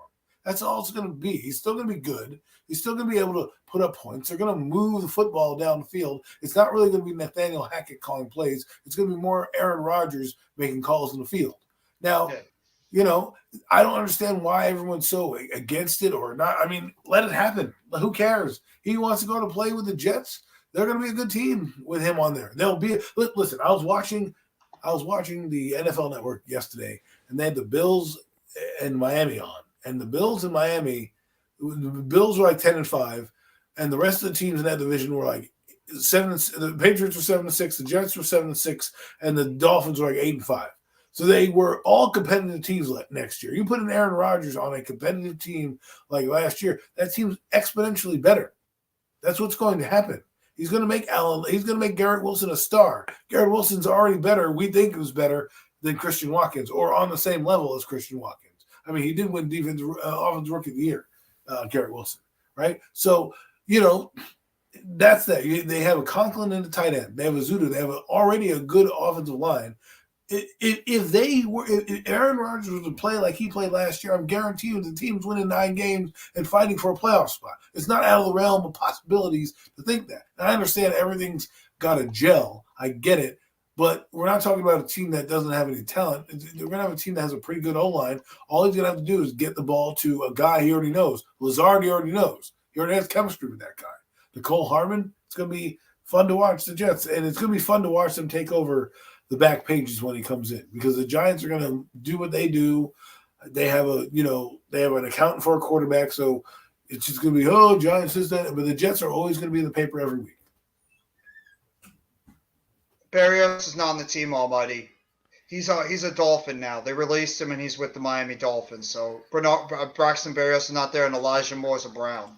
And not for nothing, we don't know what they're going to give up yet in compensation-wise, right? So they could get a player or two in the draft. I don't think they're getting a first-round pick for Aaron Rodgers. So let's say, or maybe they swap 15 and 13 and give up a second-round pick. I don't know. But the Jets are going to have a pick to better their team as well, to help out, whether that's a skill position player, whether that's on the defense. The only concern I would have if I'm a Jet fan is we didn't address the defensive side of the ball the way we did address it years ago with Mosley and Jermaine Johnson. But if you look at what they've done, they brought in Lazard, they're bringing in Aaron Rodgers, they brought in Nicole Hartman.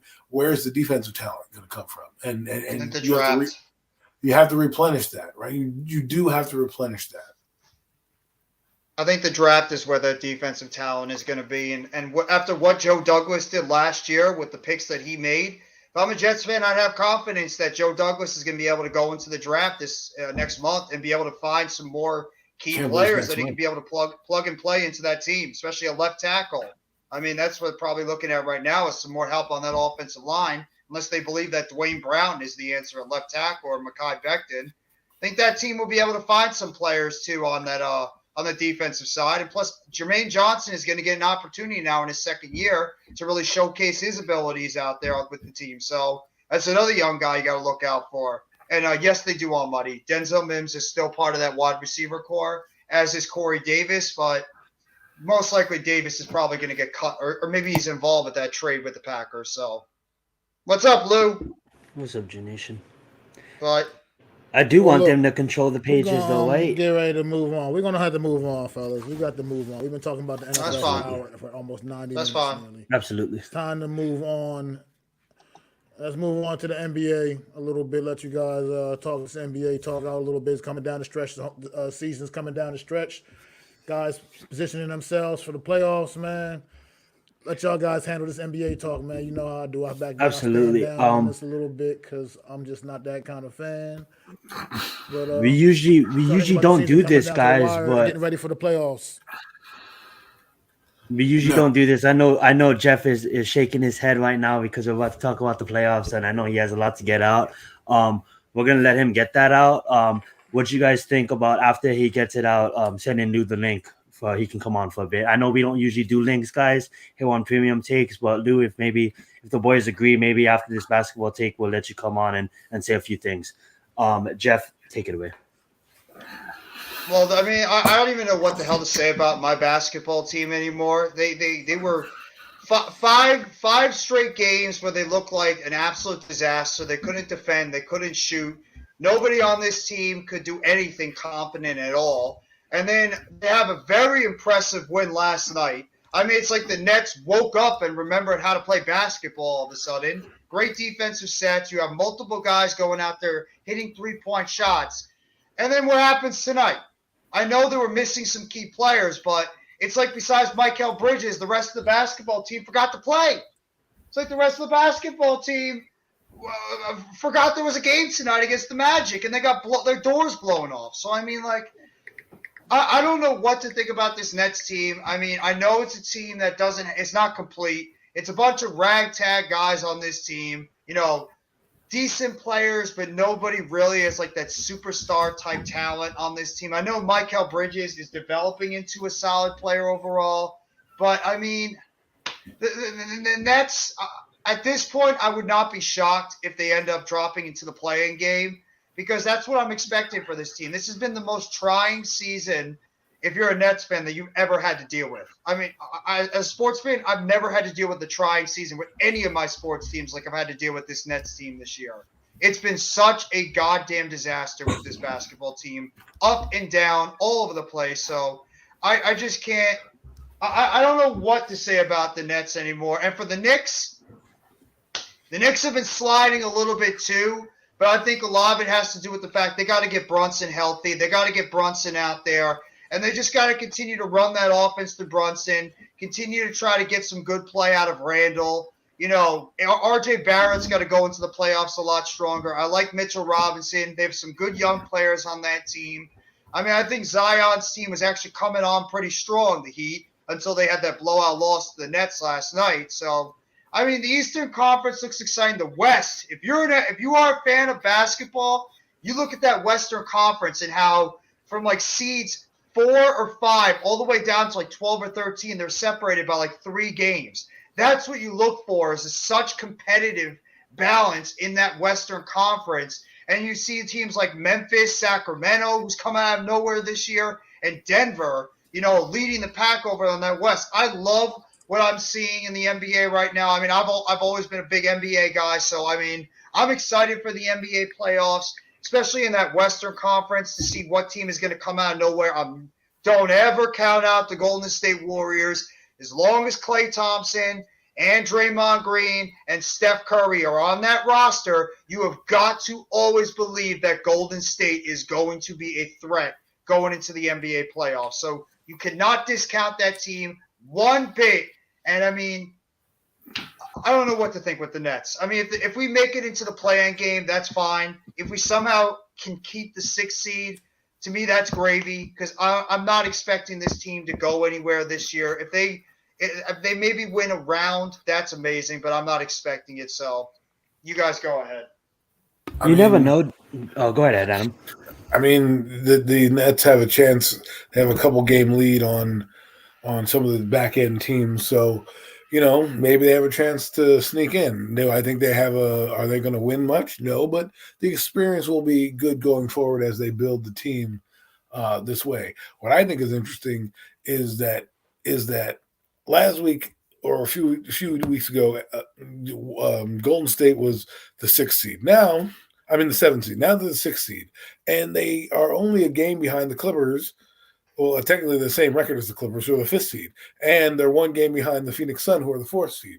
So that could all change in a matter of moments. And it's kind of funny to watch the Western Conference. They're the conference right now that is struggling and has more of the teams that have 39 victories, as opposed to the Eastern Conference, where a lot of the back end teams have 40 plus wins. Right, the 7th seed has 40 wins, the 8th seed has 37. Meanwhile, the Warriors have 39. They're the 6th seed, and the Pelicans and the Timberwolves have 37. So, and you have 3 teams stacked in the Western Conference at 39.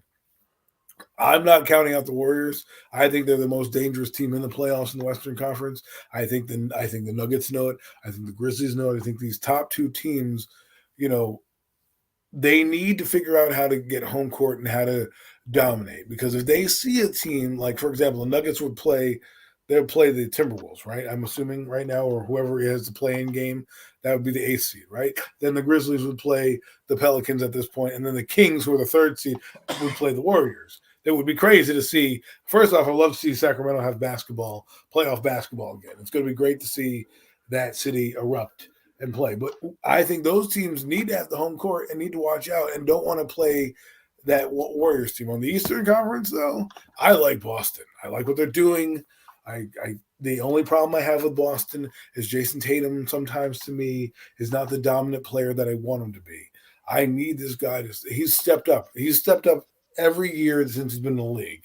But now, in order for you to take the next level, you've got to be the guy that's going to take them there when your team's having a bad game. Because remember, in the Eastern Conference Finals a few years ago when they played Milwaukee, he was shut down.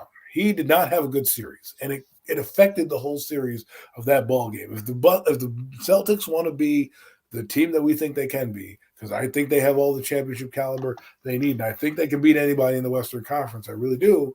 They need to get over the hump of beating Milwaukee. They need Jason Tatum to step up, be the superstar player that we believe he is. Because if he does that and if he plays, you know what I'm talking about, Jeff, that crazy, mediocre. I'll give you a take right here, Adam. I think Jaylen Brown is the guy I'd worry about more if I'm an opponent. Jaylen Brown is the one that steps up when it gets into the playoffs. Scenario. But what I'm He's saying, great. Right, but when you put in Jason Tatum, you add him to that equation with Jaylen Brown, they're hard to beat. And what happens is when Jaylen Brown is scoring and Tatum is not, he's not affecting the game in any other manner. You need to learn to pass. You need to play, lockdown defense. He kind of just gets shut down the whole way and kind of just struggles the entire way. He needs to step up in those big moments and help out Brown and put them over the top. Because if he plays lights out and has a great, consistent playoffs, this team is going to be hard to beat. Because I don't think Milwaukee has the horses. I think they play good team basketball, but without Giannis, which they do have Giannis, but if Giannis comes out of the game, that's where they're going to struggle a little bit. Because they don't have the same scorers. They play a lot of bully ball, right? They kind of bludgeon you. They go up and do close shots, try to get the rim, and then they have their snipers in Middleton and that's Porter. the key to me on Milwaukee is Middleton. If he could replicate what he did a couple of years ago in their championship season, Milwaukee is going to be a very tough team to beat. I think Middleton's the key to that team. Yeah, I agree. I have to be honest with you guys. I haven't been watching basketball this past couple of weeks, but I'm pretty confident that the Miami Heat, will make the playoffs. Hopefully that Butler goes into Super Saiyan mode again. Just going to be that cocky Heat fan and wait for the playoffs and hope for the best. But what I was going to say to you, Jeff, earlier, I can show the standings if you want. Like, just show the standings. Yeah, let's have that pulled up. What I was going to say earlier, Jeff, is you guys may have stumbled a bit, and this is a guy that hasn't been watching basketball for the past 2 weeks. What's up, Taj? So you guys may had what's up, Taj? You guys may have stumbled a bit, but you guys are still in it. And we have these powerhouses like the Bucks and like Boston and the 76ers and stuff, mostly Boston, the powerhouse. But the thing is, anything can happen. Anything can happen. You know what I'm saying? Like, look at it. The Heat and the Nets is holding the same record. And we're not a powerhouse, but I'm confident that Jimmy Butler will get it together. Tyler Hero, Bam. What is there, 6 games left or something like that? How many games the season's seven, done. 7 or 8, I believe, are left. So when you get it together, both teams, the Nets, I want to see you guys in the playoffs. I want to see us in the playoffs. And I got the West. Hopefully we can have some upsets. I have the Warriors winning out the whole West. I know the Nuggets are looking good and all that kind of jazz. But at the end of the day, the Splash Brothers, we all know it. We all seen it. When the Splash Brothers get it together, like Denver has to be that. That's what I'm saying. Is these teams that play the Warriors, you have to knock them out early because that team gets ignited, drag you on. and they are very hard to stop once they open that floodgate. There's nothing you can do if Klay Thompson and Curry are hitting shots from the moon. It is over for you. It doesn't matter what defense you play because whatever they touch turns to gold. That's just what they do. Like I said, when I watched them play the Bucks a few weeks ago, and they just turned it on as if you know what? Let's just they get me one shot, and that was it. They went to the free throw line. They hit another shot. They played a little defense, and before you know it, the game was a blowout. And you're like, how did this happen? And how it happens Facts. is cerebral assassins. They lull you to sleep. And if you let your guard down, because that Bucks team was playing outstanding basketball, and then they couldn't hit a shot in the last 5 minutes of the game, and they couldn't do anything, and they had no. Draymond Green is such an irritant. He's such an irritant, but he's so good of an intangible player. Green. He's such a great player. When Giannis is not on there, they have no other facilitator to go out there and score. Drew Holiday is good, right? Drew Hill, right? Drew Holiday. Drew Holiday. Right. Drew Holiday. He really stepped up for the Bucks. Absolutely. He really good. did step up for the Bucks. But he's not like a point guard that's a scorer. He's not a guy that's going to be your second guy. He will give you points. He will give you defense. But if you need to rely on him, like a Tony Parker, right? If all his guys are out of the game, Tony can give you some points. You know what I mean? Tony can throw it up there and keep you afloat in the game. He can hit some big shots. Drew Holiday can do that, but it's not as fluid. And if he's not on, or he gets shut down, or he goes cold, that's it.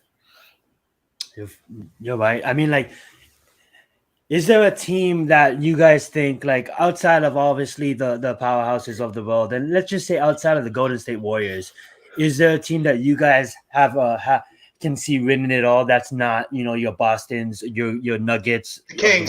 The Kings. Jeff said it. The Kings. Okay.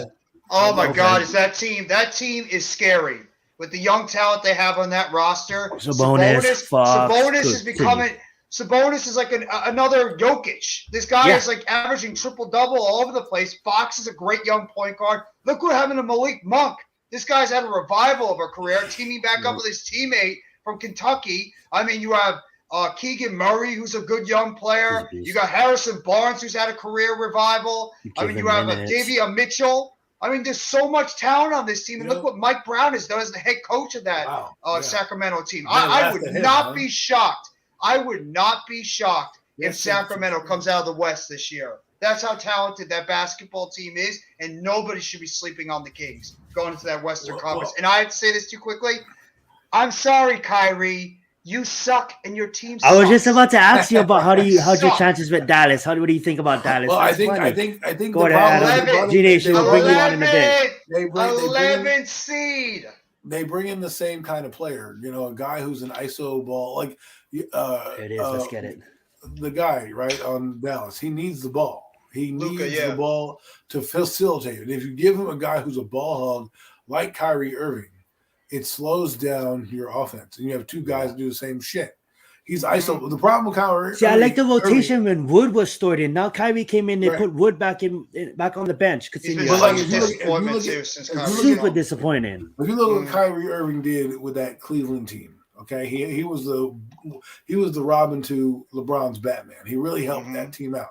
But when he's the number one guy, doesn't work because, again, he is too much predicated on having the ball in his hands and creating. And that's not what you need right now in the NBA to technically win.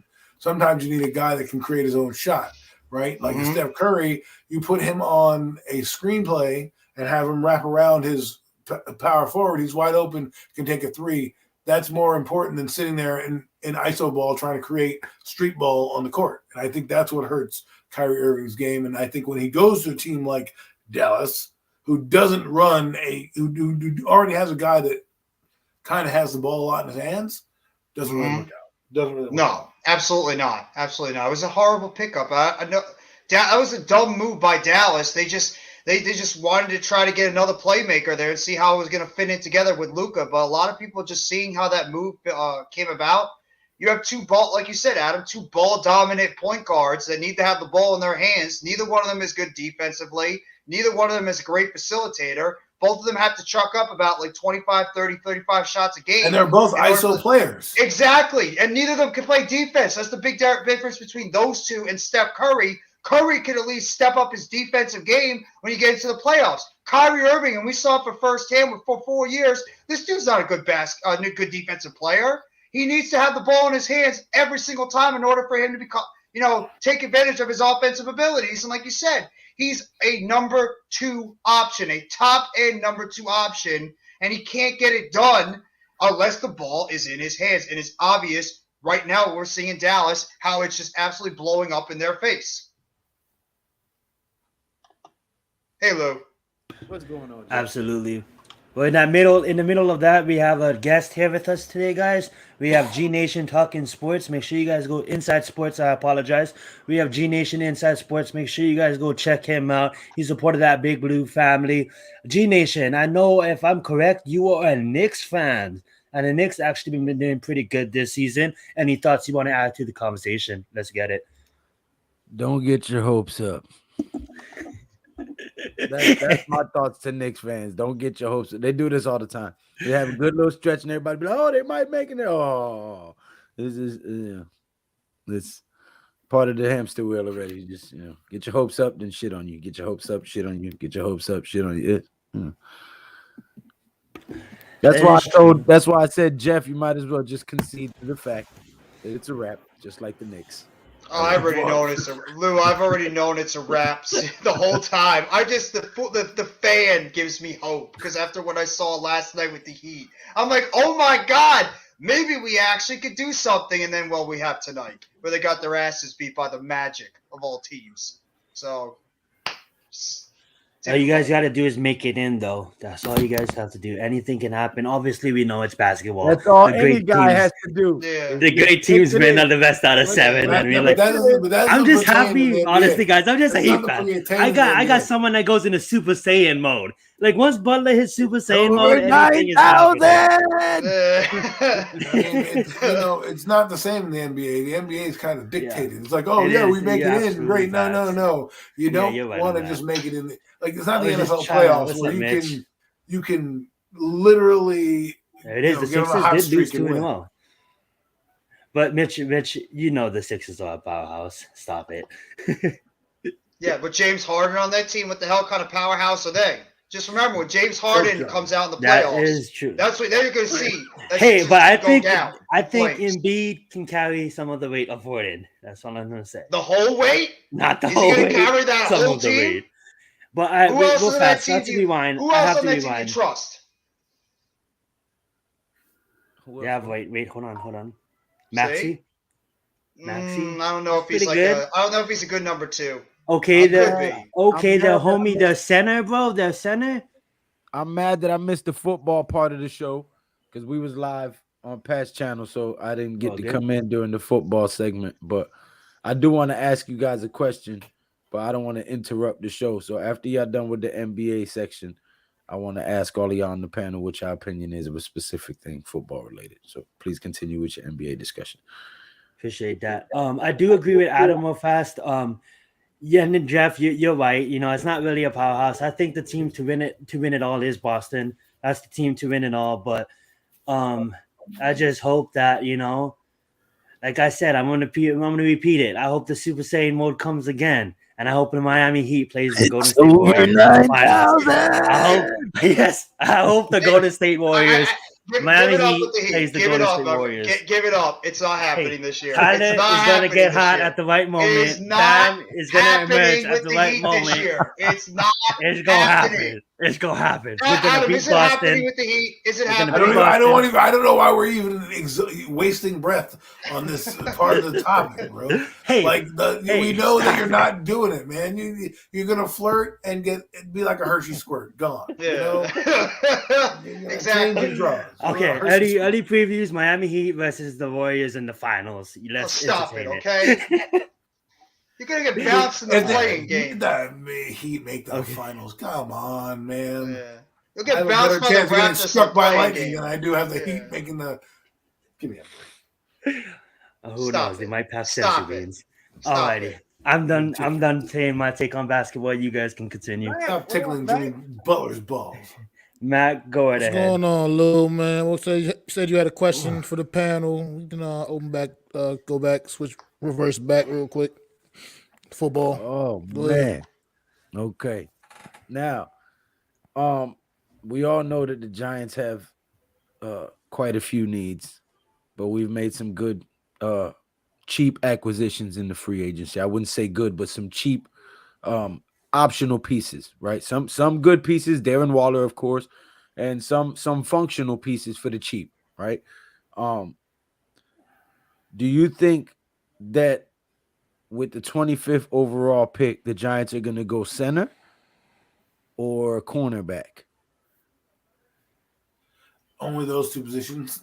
Well, I mean, for the most part, people are thinking that they're gonna go cornerback or wide receiver, but I didn't want to make the question long and take up too much of your show. But basically, what do you think they're gonna go with their 25th overall pick? I'm gonna go real fast and I'll let the boys answer. I think they stay by their roots and they take the best available player. So if Osiris Torrance drops and they feel like Osiris Torrance is the best available player, and maybe your Addison and your Johnsons of the world, your Hicksons of the world is gone, and then you take Osiris. I've been haven't been looking at the top centers in the draft, but I truly believe that we can fill the center in round 2, and I truly believe that the cornerback position is super deep. So unless a stud, like maybe a Cam Smith is there, then maybe we take Cam Smith. But I just feel like there's gonna be a run at early cornerbacks where if it's just the best available player to answer it. So if a top 3 receiver is there, we go receiver. If not, we move on. If a top 4 cornerback is there, we go cornerback. If not, we move on. But what I think will be there is interior lineman like Gord's valued at that position where it's not as deep. So I would be totally comfortable if we take someone like Osiris Torrance. I'm sorry. Let me preface it with this because I didn't say it to begin with. Nick Gates is gone and Feliciano is gone. So now we definitely need a center. Yeah, my take stays the same. I think we go after that interior offensive line. And if you go look at I forget what this is other guy, I believe what a TCU guy. He's dropping Steve two. Avila? He starts with Frank Johnson? Not Johnson. His last name ends with an N, Noel or something like that. I have to go look it up. But yeah. He I've been watching some of this guy's tape. He might be there in the 3rd, and I don't want to wait to go to center that long. But I believe you can get away with taking that. But I just go with best available player to answer that question. I'll let the boys go. Well, the Giants. I agree. I agree. The Giants have done a good thing in that they're not going to shop hungry. That's what they've done. They've done everything they need to. The problem is that the cupboard's bare in certain spots, and that is the center position, and we don't have a viable number 2 corner. So for me, if I am them, yes, I would probably take a corner over a center in the first round, only because the bust rate for corners is a lot worse after the first round than it is, a center. You can find a center. I'm not trying to say I want to be cheap and find a center, but, you can get a guy in the second round who can be a functional center for you for the next decade. Now, again, I would take Zion's approach. I would take best player available who's on your board, I guess. I mean, minus, unless Anthony Richardson falls to you, minus probably a quarterback, right? So if it's a safety that you deem the best and the kid from Alabama is there and you want to take him, you have that luxury to do it. And I think that's what the Giants have done this offseason, is position themselves to go wherever they want. And they don't have to necessarily reach per se. Because don't get me wrong, I want them to go center, but what if Schmidt's not on the board, right? Someone takes Schmidt in front of you. Are you going to take the next best center who may be graded a second round pick just because you want him at the first round? Right. So you want to go with the next guy up. So whatever your cluster of best players is, I would take the kid from Pittsburgh, the D tackle, if he was there, right? I mean, if he falls to you. So many different ways. Okay. I mean, just like beating the dead horse. I mean, same thing. I'm taking the best player available, no matter what position they is. I mean, just at that point, 25th pick in the first round, you can't just pigeonhole yourself to a position. I feel like. I mean, we know the need at center, and we definitely need more depth at cornerback for sure. But at the same time, 25th overall pick, you got to go best available player at that time, no matter who it is. Exactly. Because you just can't leave that on the board at that stage. If you're getting a steal, you gotta grab it, man. And no matter what position they play. And I do agree with Adam, like you said, Giants this offseason position themselves to be able to do that with the moves they made, man. I think, like I said, I can't wait to get the offseason going because I want to see the battles and camps, man. I can't wait. It's going to be exciting. It's going to be some real competition out there, and people going to earn a spot on the New York Giants this year. You ain't gonna be given a position just because we don't got enough people. You're gonna have to earn that spot. Jeffy?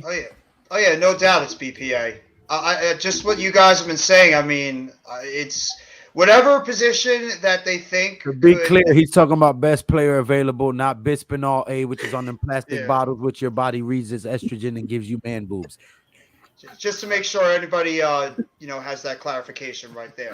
But yeah, it's got to be BPA. It's got to be BPA because I mean, you can't just like That's a say, fact. oh, I'm going to target this Man, position only, or I'm going to target that position only. Remember what Jerry Reese did previously? Jerry Reese did that, and look what happened to him. Adam But- said, "Man boobs." Yeah. Man, Movies. But like yeah, I mean, remember what Jerry Reese did?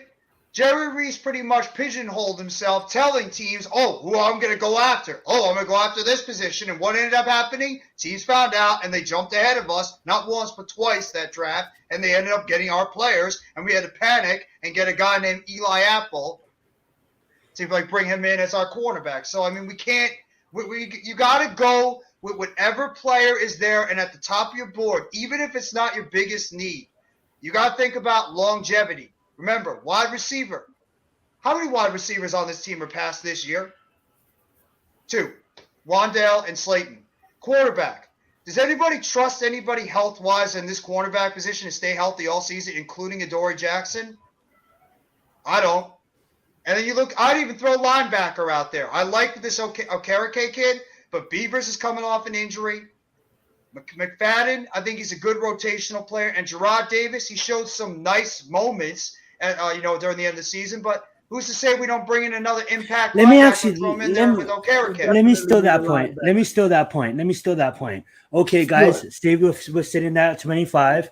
Like Adam said recently, we can get A.T. Perry in the third, probably, guys. We have receivers on this I roster. drafted him in the third, Okay. actually, on my mock. Yeah, there you go. So we're sitting there. Maybe the best center, the best offensive guards is off the board. Maybe the cornerbacks is deep. We rank them. We rank a bunch of them the same. Trenton Simmons is sitting there, right there. Clemson linebacker. I get it. We just took Bobby. Are you guys opposed to getting a Clemson linebacker in here? No, I just mentioned him no. before. Yes, Just mentioned that's him I absolutely. like at the Trenton beginning of the Simpson. show. I like I Trenton mentioned Simpson. him The Absolutely. only at thing the that beginning of worries the me show. about him. Go ahead, Adam. My bad. No, I mentioned at the beginning of the show was a guy that because we only have basically one linebacker, him and Okereke could be your linebackers of the future and really carry your defense into the next couple of years. Sorry, Lou. Go ahead, Lou. That's facts, But though. I like Trenton Simpson. The only thing that worries me about him is in his run pursuit, he gives the runner back a cutback lane most of the time, and he ends up paying for it. Well, that could be coached out. True, and there is a deep linebacker class in this draft. Yes. You got Ivan Pace Jr., Drake Thomas, Trenton Simpson, Nolan Jack Campbell. Nolan Smith, I think his name is. You got a bunch of Homie's brother, the Detroit Lions brother, is coming out. No, Soul, what's his name? Noah Forget his Sewell. name. Yeah. Noah Sewell. PJ Ojolari. Yeah, Ojolari's his brother's little coming brother. out. Yep. There's a lot of linebackers in this draft class, so I think we'll definitely address it. But the I only wouldn't be reason surprised I they go was edge asking rusher that- at 25. Yeah, that's a great. I'm glad you brought that up, We Adam, need a because I third can edge easily rusher. see exactly. Watch Nolan Jalen Smith. Carter fall. Nolan Smith. Coach Ed has been bringing up that name for a while. Nolan Smith. That's a guy you got to look out for that could potentially be a pick at 25 because Ojolari last year could not stay Time out real healthy. fast, Jeff. I want to apologize to my fellow co-host for making this potluck. I just had to send Taj the link as well, so I apologize. But I know you guys are happy to see Taj. Welcome, Taj. Continue, Jeff. That's my fault, host. Don't get mad. It's my fault. What's up, All right, y'all? continue, Jeff. Thank you, Taj. guys. It's But, been a while I mean, since we had a big powwow where we talked to everybody. I got a hot take, and I mean, if it doesn't happen, oh well. But I think that these offensive centers are going to be available in the second round. I think that you're going to be seeing a lot of these guys still on the board around the very late first round and the second round. Because you don't really see a lot of offensive centers or interior offensive linemen really go off the board a lot in that first round. Maybe the latter part towards the end, if there's a team that wants to trade into the first round to get one of these guys that they drop. But because the quarterback class is very strong, because you do have a lot of good wide receivers, there's a good amount of cornerbacks coming out and solid linebackers. I could see those interior offensive linemen like a Schmidt, like a Stromberg, like, Smith you know, the is kid from rated at Michigan. like 36, 38, Yeah. See, somewhere but around there. you see And what you're that's what the saying girl's right sweet there spot is. is that every one of those players you're talking about ranked roughly the same. They're in a cluster of players, so you're going to be happy with any one of those players. Hey, That's what Dakota. that is Except what for makes Tipman. the Except for Tipman. Don't want Tipman at all. that's No. what, but that's just what you want out of a draft. You want a guy, you know, to be able to pick whatever. Like they were talking about Eli Ricks, right? If he falls to us at cornerback, I take him. He fits exactly what Wink Martindale looks for. 6'2", 190.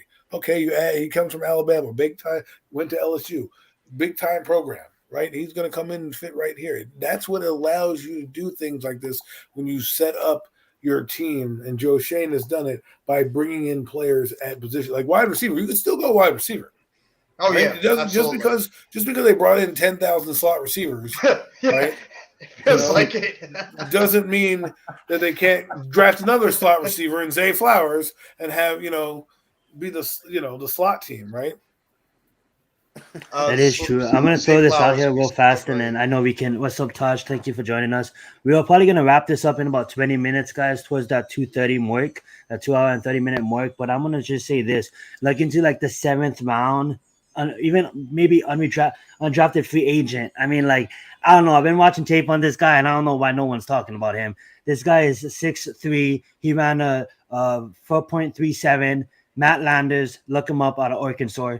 He's gonna go late. He might not even get drafted, but whatever team that Ned Flanders, Matt Landers, Matt Landers out of Receiver? Arkansas. The receiver. He Okay. he's unpolished. He has a lot of work to improve on. I mean, like, but man, if this guy, if he goes to a white team and that can work, he's not a day one starter. He's gonna need. He might even be like a practice squad guy. But right now, man, Matt Landers. Oh man, that'll be a steal. Because what he can produce maybe one day, we'll see. But right now, like Taj, I don't know if you had anything to say about this football topic, but I know we have some other topics to get here, and we're probably going to be wrapping it up in about 20 minutes, gang. Yeah, on to the football topic, about the Giants. I would rather them go with Lou Wiper in like the second round than them getting Wiper? You mean Luke Weipler? Yeah, Luke Wiper from Ohio State, right? Yeah. His name is Wiper? Yes. Yeah, Luke Weipler. Yeah. Weipler, yeah. man, boobs. I'd rather I'd rather them get Luke Wiper in the second round than get John Michael Smith in the first round, because I honestly think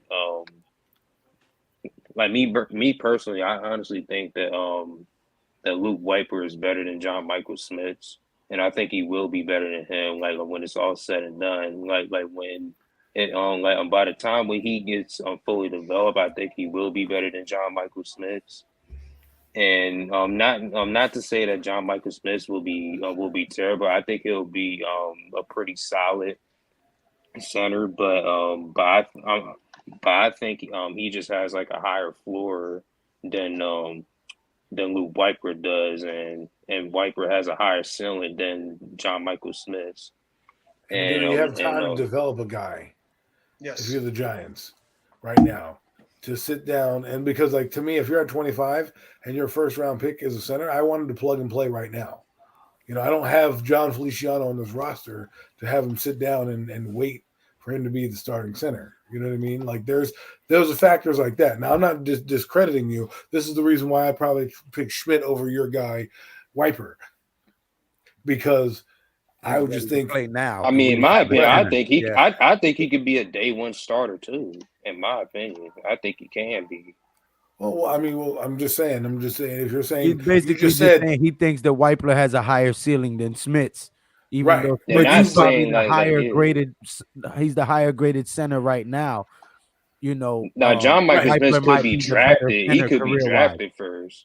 I think what I'm he could saying, be drafted first. What he's saying, right? But he's saying develop. He could be a good center. I'm saying right now, the guy that I know that I can plug and play that has more experience that I feel more strongly about is probably Schmidt, where I can just say, okay, kid, you're our first round pick. You're going to be starting from here on out, you and Daniel get to it, right? When another guy comes in like that, I can now you can do that with another center, but the Giants have no true centers in the roster. So I'm not going to put anybody in this kid's way. I'm going to make him the true center and make the other guys who are, the Bredesons and the Lemieux, those are the backup centers, the guys who can take the backup snaps. I do not want to see Lemieux as the center. So if I have to choose a guy like Lindenbaum last year, right? Lindenbaum came in and he's an automatic. I just want to see Lemieux on the field, period. Yeah, that's a good point. That's a great point, Mac. Just be on the field, period. He stubbed his toe next week. Yeah. He's on a Sterling Shepard rate right well, now. Actually, he must have done something. He must have done something. They let Nick Gates walk, which I thought was one of the moves that did not make me happy with the Joe Shane era, because you can't turn down that money to Washington. But let's be real. Nick Gates was so much of a utility player in that offensive line that I would have done anything to keep him and just say, screw you, Feliciano. I'd rather keep Nick Gates, who played center, who can play right tackle, who can go in at guard. You know what I mean? Yeah. Meanwhile, we have John Feliciano flexing for nobody. Yeah. He's flexing for his man moves. Idiot. Dumbass Feliciano. Yeah. You could if you want to blame anybody for your 11-6 season not happening, Lou, you could thank that dumbass. I said it in my video. I said dumbass Feliciano flexing cost us a fucking tie. And after that, we rested our players against Philly. And that was the game we actually could have beat Philly. And it just yeah, well, now he's over in San Francisco flexing his man boobs over there. So man boobs in the correct city to do that in. Exactly. BPA, man boobs, bisphenol A. It's in your plastic bottles. That's why when you go buy water bottles, make sure it's BPA free, because your body registers it as estrogen. That's otherwise you have titties. Yeah. Little education. All this time I thought I was drinking old bag Poland tits. Spring. I have Meanwhile, I've been drinking man tits. No, you've been drinking estrogen. It's like what the Nutty Professor used to say, old bag with old bad tits. He said that dirty water. Well, thankfully I'm not drinking Poland Spring, so update, no man tits on this end. Thank you. I love it. Let's get it, Mac. I think Mac had a couple of more topics to get to. Like, I don't know where this is going. I'm not. I mean, at this point, we just finish out. Keep talking about football for a few more minutes. I didn't want to cut the real fast. I didn't want to transition. Could get into the baseball stuff too. Yeah, baseball season is coming up. Absolutely, we can get into that. But I didn't want to transition real fast. I didn't want to just talk about a few things that happened last night. UFC Fight Night, Vera versus Sanhagen. Great performance. We got Cody Sanhagen beating Marlon Vera, an unanimous decision, but he basically dominated that whole fight. I don't know if you got a chance to watch this, Mac, but if you did, please tune in. Lou, I don't know if you got a chance to watch this as well, but Corey Sanhagen been looking like a top last night. Got you. Corey Sanhagen, man, he's looking like a top contender in the division right now, in the bantamweight division. Now we got a huge title fight coming up soon with Aljamain Sterling and homie Cejudo. We got Sean O'Malley next in line there. So we'll see how much this moves Corey Sanhagen up in the rankings. He was the 9th coming in, and he just beat the number 3 in the world. So we'll see where that goes. And then in the co-main event, we had Holly Holmes beat Yana Santos. Now Yana Santos was a up-and-comer that had a slow rise to the UFC, but I finally got it together over the past couple of fights. But what we just seen last night was another side of Holly Holmes. She had reunited with Coach Jackson and what they've been doing there at the gym. I mean, like, it is just so great to see Holly Holmes come out, and the performance that she had. She did win up a decision, but it was full dominance. She ended with 4 takedowns. Now, keep in mind, Holly Holmes is known as a kickboxer. She came into the sport of kickboxing. She's most known for the first one to ever defeat Ronda Rousey with a head kick. She's mostly a kickboxer, but she went out there and she grappled the whole time. She took him down. She took her down, and she opposed her will on her opponent, and she came out with an awesome victory. So that is your little fight night preview. Next week, I believe we have Max Holloway, really big fan, one of my favorite fighters. So Max Holloway's fighting, and we'll get you guys tuned in on that. And then obviously WrestleMania, don't miss out for that Friday edition of Premium. We had also some good boxing matches pay-per-view last night, which I called on Leather to the Face. David Benavidez versus Caleb Plant, where he beat the living Ooh, shit out Plant of was Caleb fighting. Plant for like 7 rounds. Damn. It was beautiful to watch. At the end of the fight, his face was clean, like he had not been in a fight. Caleb Plant looked like he had been jumped. Jeez.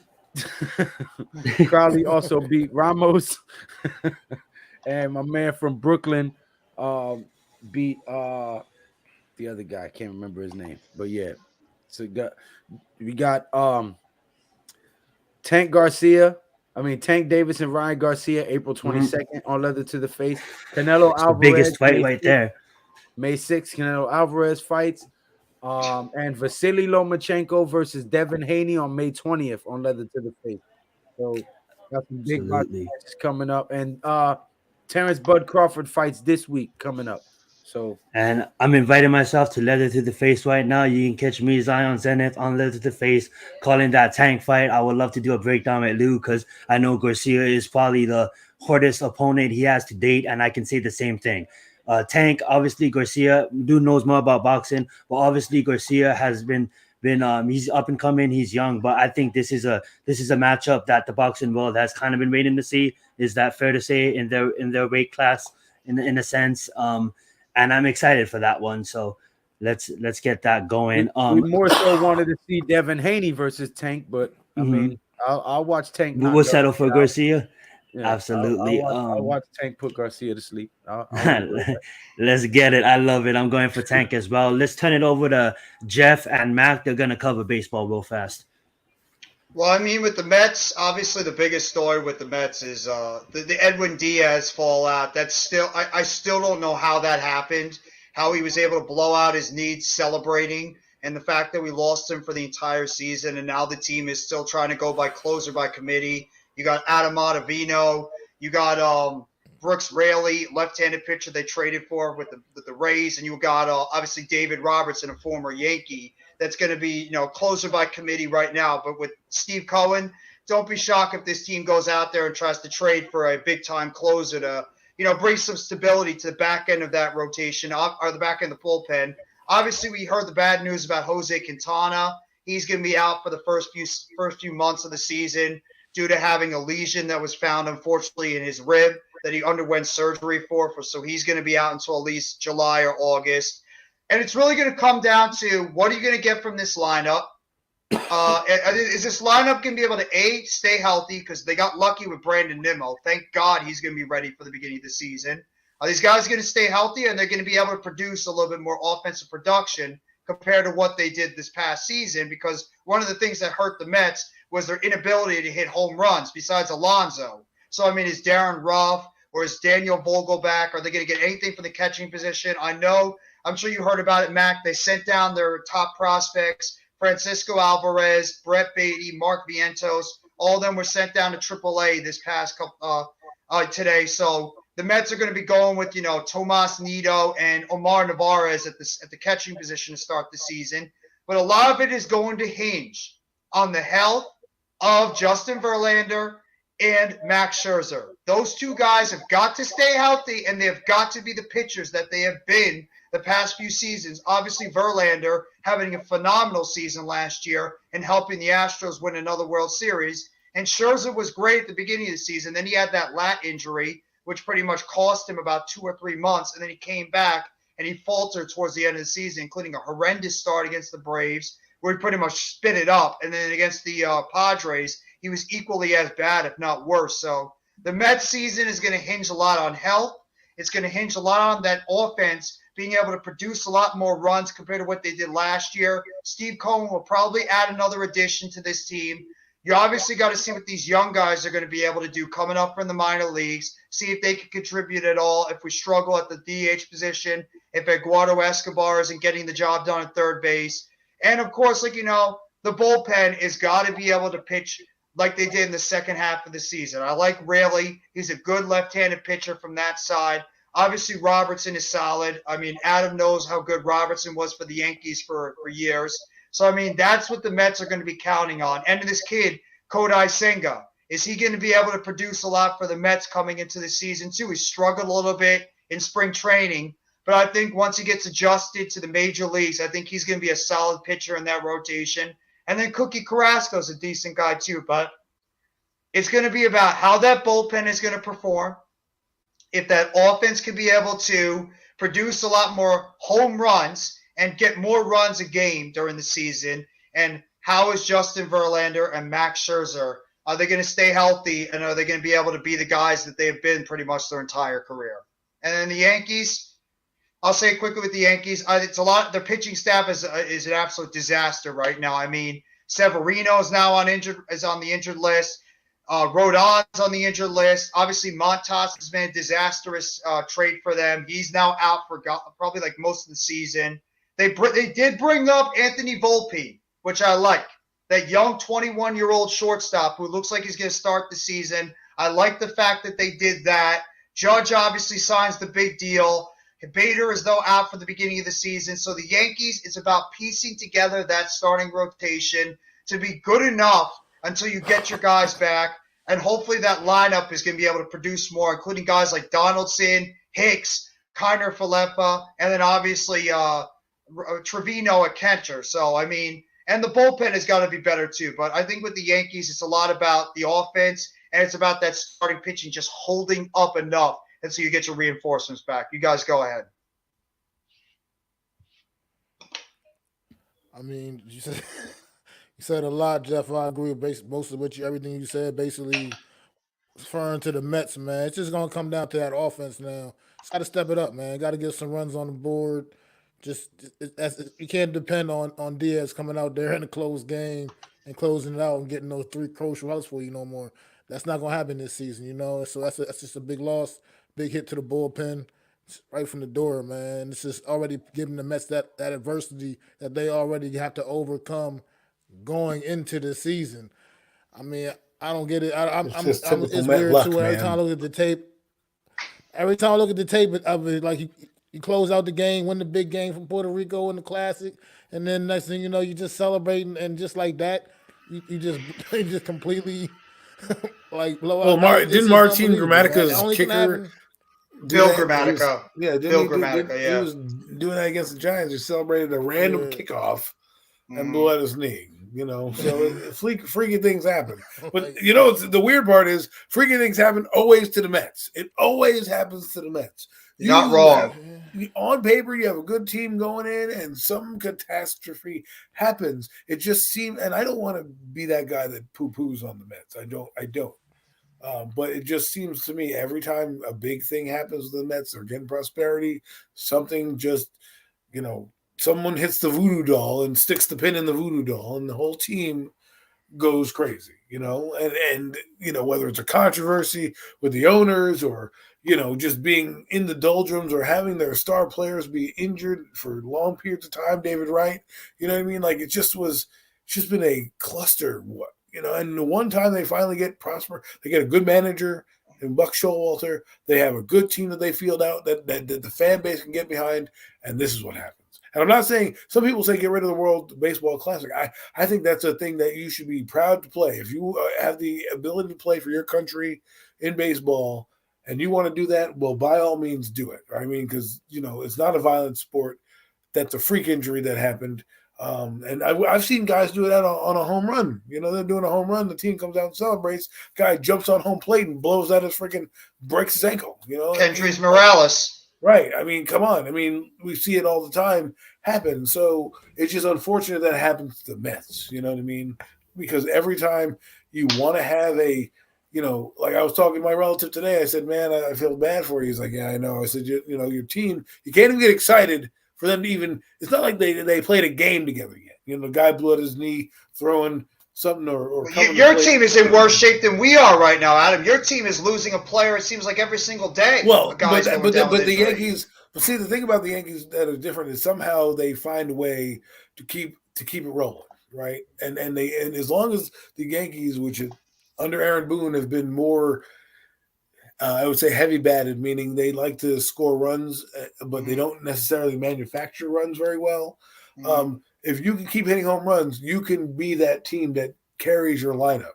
You know what I mean? Like a team like the Warriors, they can carry their guys because they have guys that are home run hitters, right? And they can produce. And so those guys that are in a slump it's different than the Mets, who the Mets rely on sheer baseball, stealing bases, optimizing your opportunities, getting double plays, playing sound baseball is what Buck Showalter preaches. The Yankees are, let's hit home runs all day, every day. And that's been their MO for the last 3 seasons. And it's killed them in the playoffs because the lack of pitching, and then their offense goes cold because the bats go cold.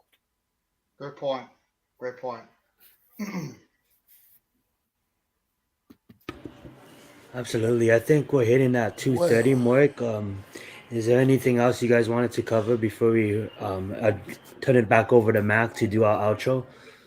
I just want to say real quickly, make sure we appreciate all you guys coming by here for the Premium Take Show, and make sure you guys tune in on Friday for a special WrestleMania 39 preview show at 10:15. We talk about WrestleMania for a reason tonight, folks. We're talking all wrestling. It's going to be a full-on WrestleMania show. So we'll be talking about every match, previewing the matches, who we think we're going to win, et cetera, et cetera. So make sure you guys tune into that 10:15 on Friday with the full Horsemen, and we'll be giving you wall-to-wall WrestleMania 39 coverage. Special. Let's get it. Absolutely. Getting Premium takes 5 days from each other. That's like a good meal, right? That's like having your comfort food twice this week. Okay, folks? Having your comfort food twice, your cheat day twice. You got us twice this week. That's right. I'm eating some comfort food right now.